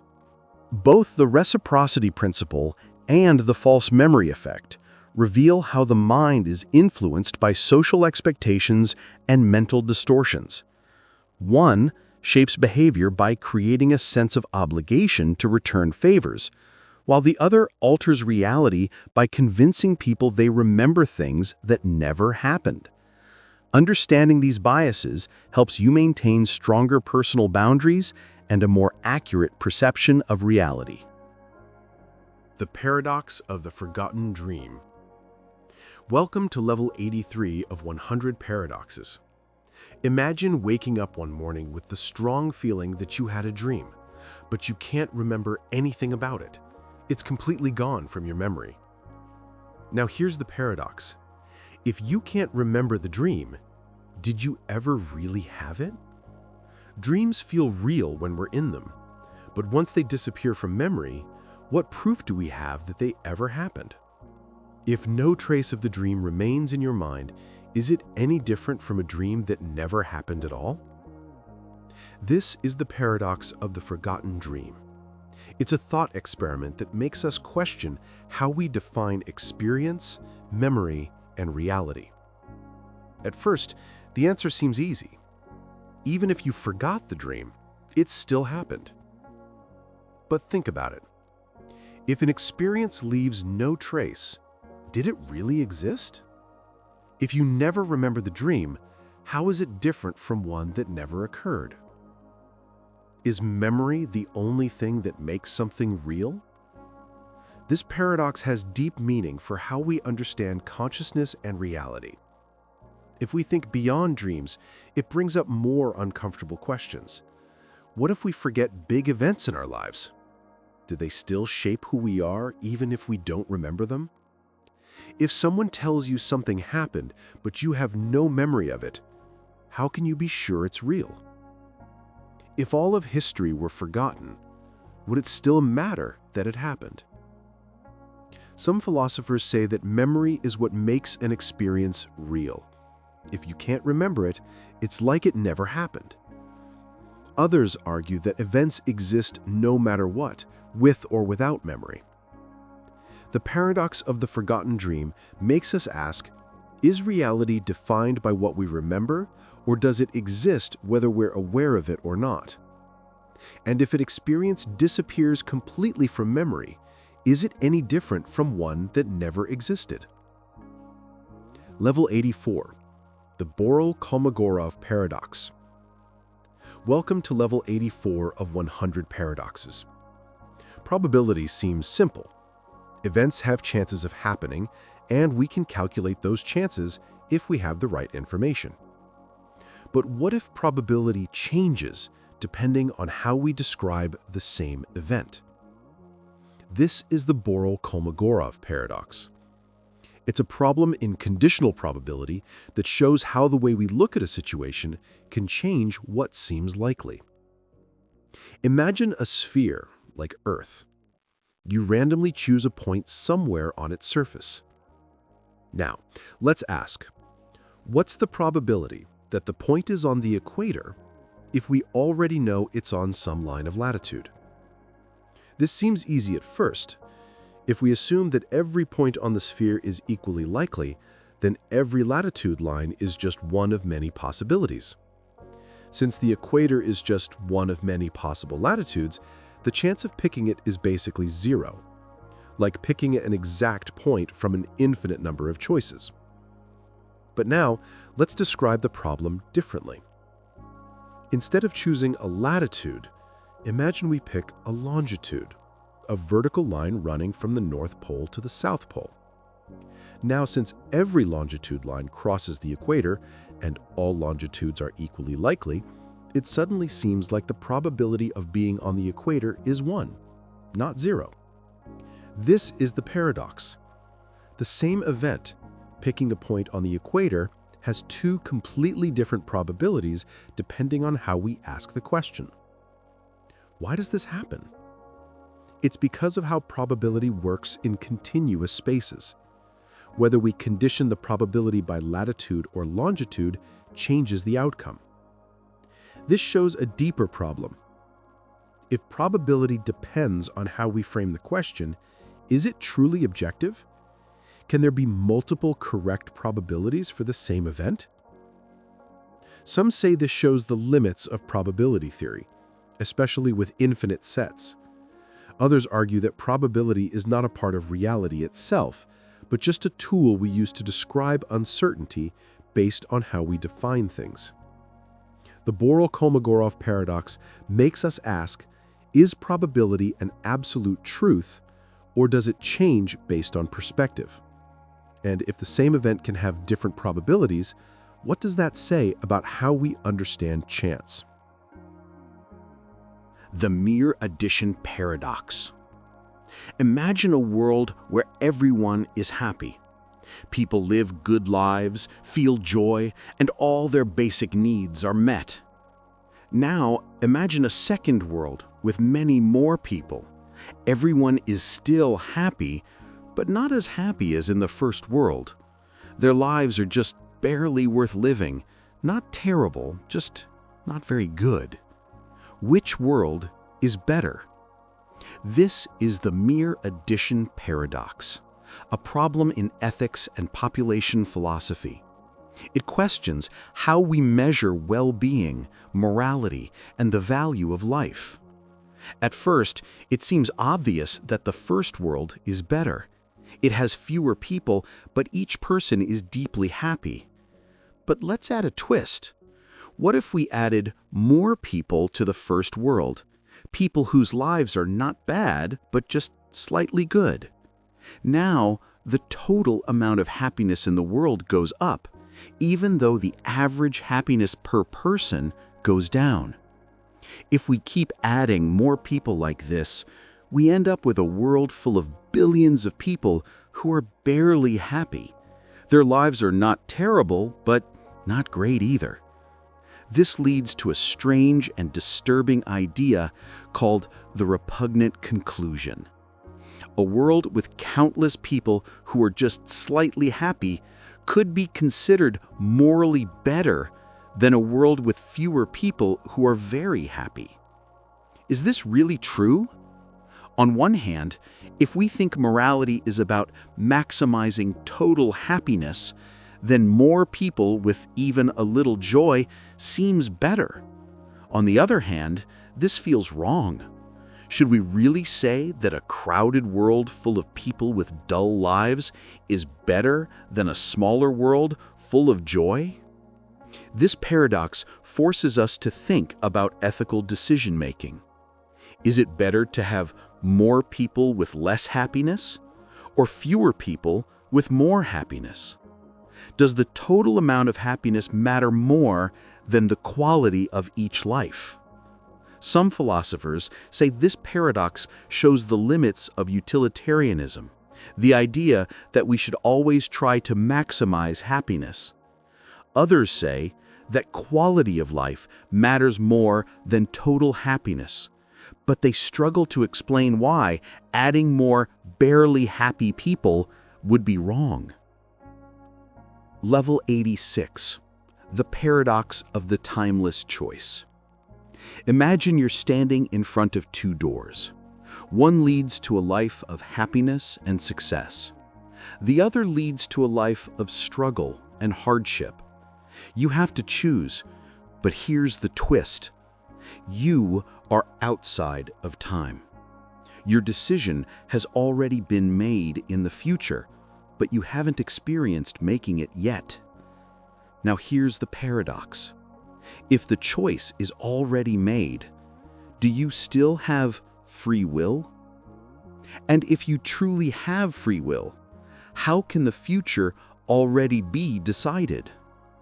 This is the paradox of the timeless choice, a challenge to our ideas of free will, determinism, and the nature of time. At first, it seems like a simple question. Either you're in control of your choice, or the outcome is fixed. But what if both are somehow true? If your future already contains the decision, then it seems like your choice is predetermined. But in the present moment, you still feel like you are freely choosing. How can both be true? This connects to big ideas in physics and philosophy. 1. The block universe. Some scientists think time is like a book. Every page, past, present, and future, already exists. If that's true, your decision is already written even if you haven't reached that page yet. 2. Quantum mechanics. Some interpretations say that many futures are possible, but once you make a choice or observe something, only one becomes real. 3. Fate versus free will. If the future is already known, are you just following a script? Or does your choice in the moment actually create the future? Some philosophers say free will is an illusion. You only feel like you're choosing, but everything was always going to happen that way. Others believe your decisions actually shape reality, and the future doesn't exist until you choose. The observer vanishing paradox. Imagine you're watching a live security camera feed of an empty, locked room. There's nothing unusual, just a chair, a wall, and silence.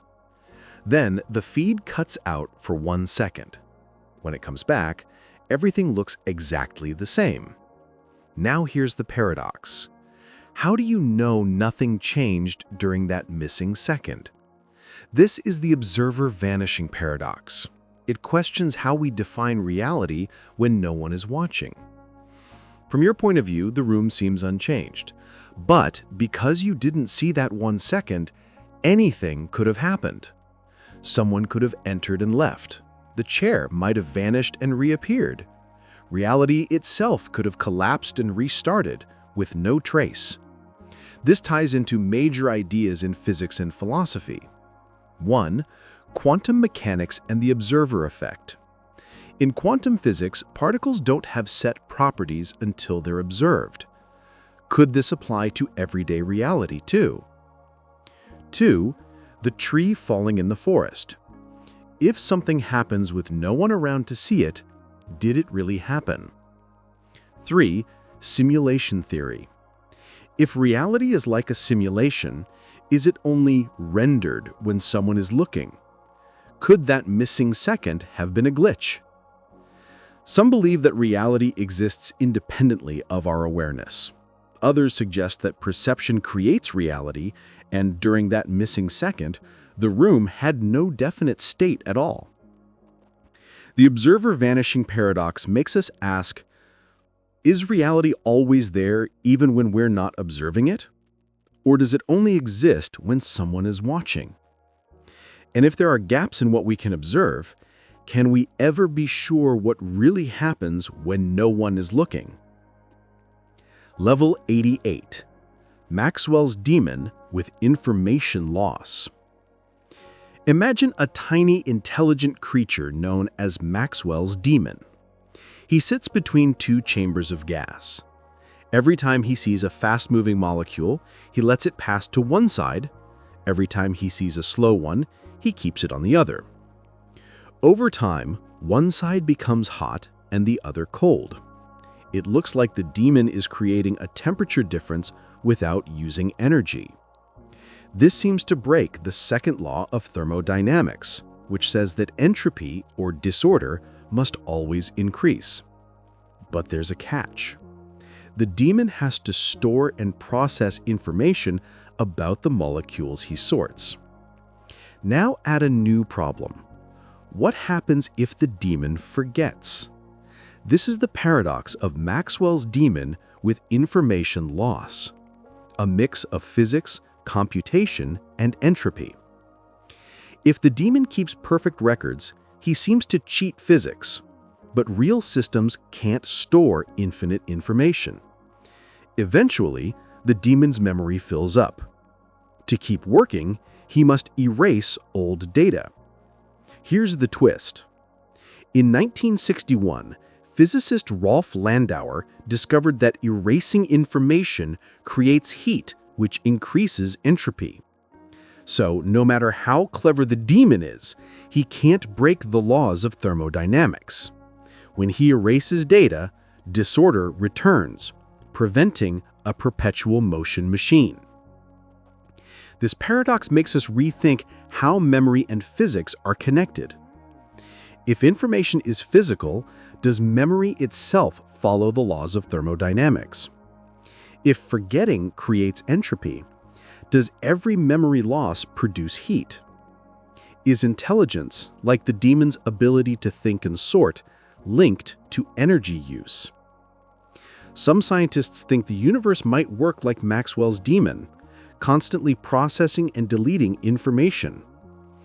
Others say entropy isn't just disorder, it's deeply connected to the limits of knowledge and energy.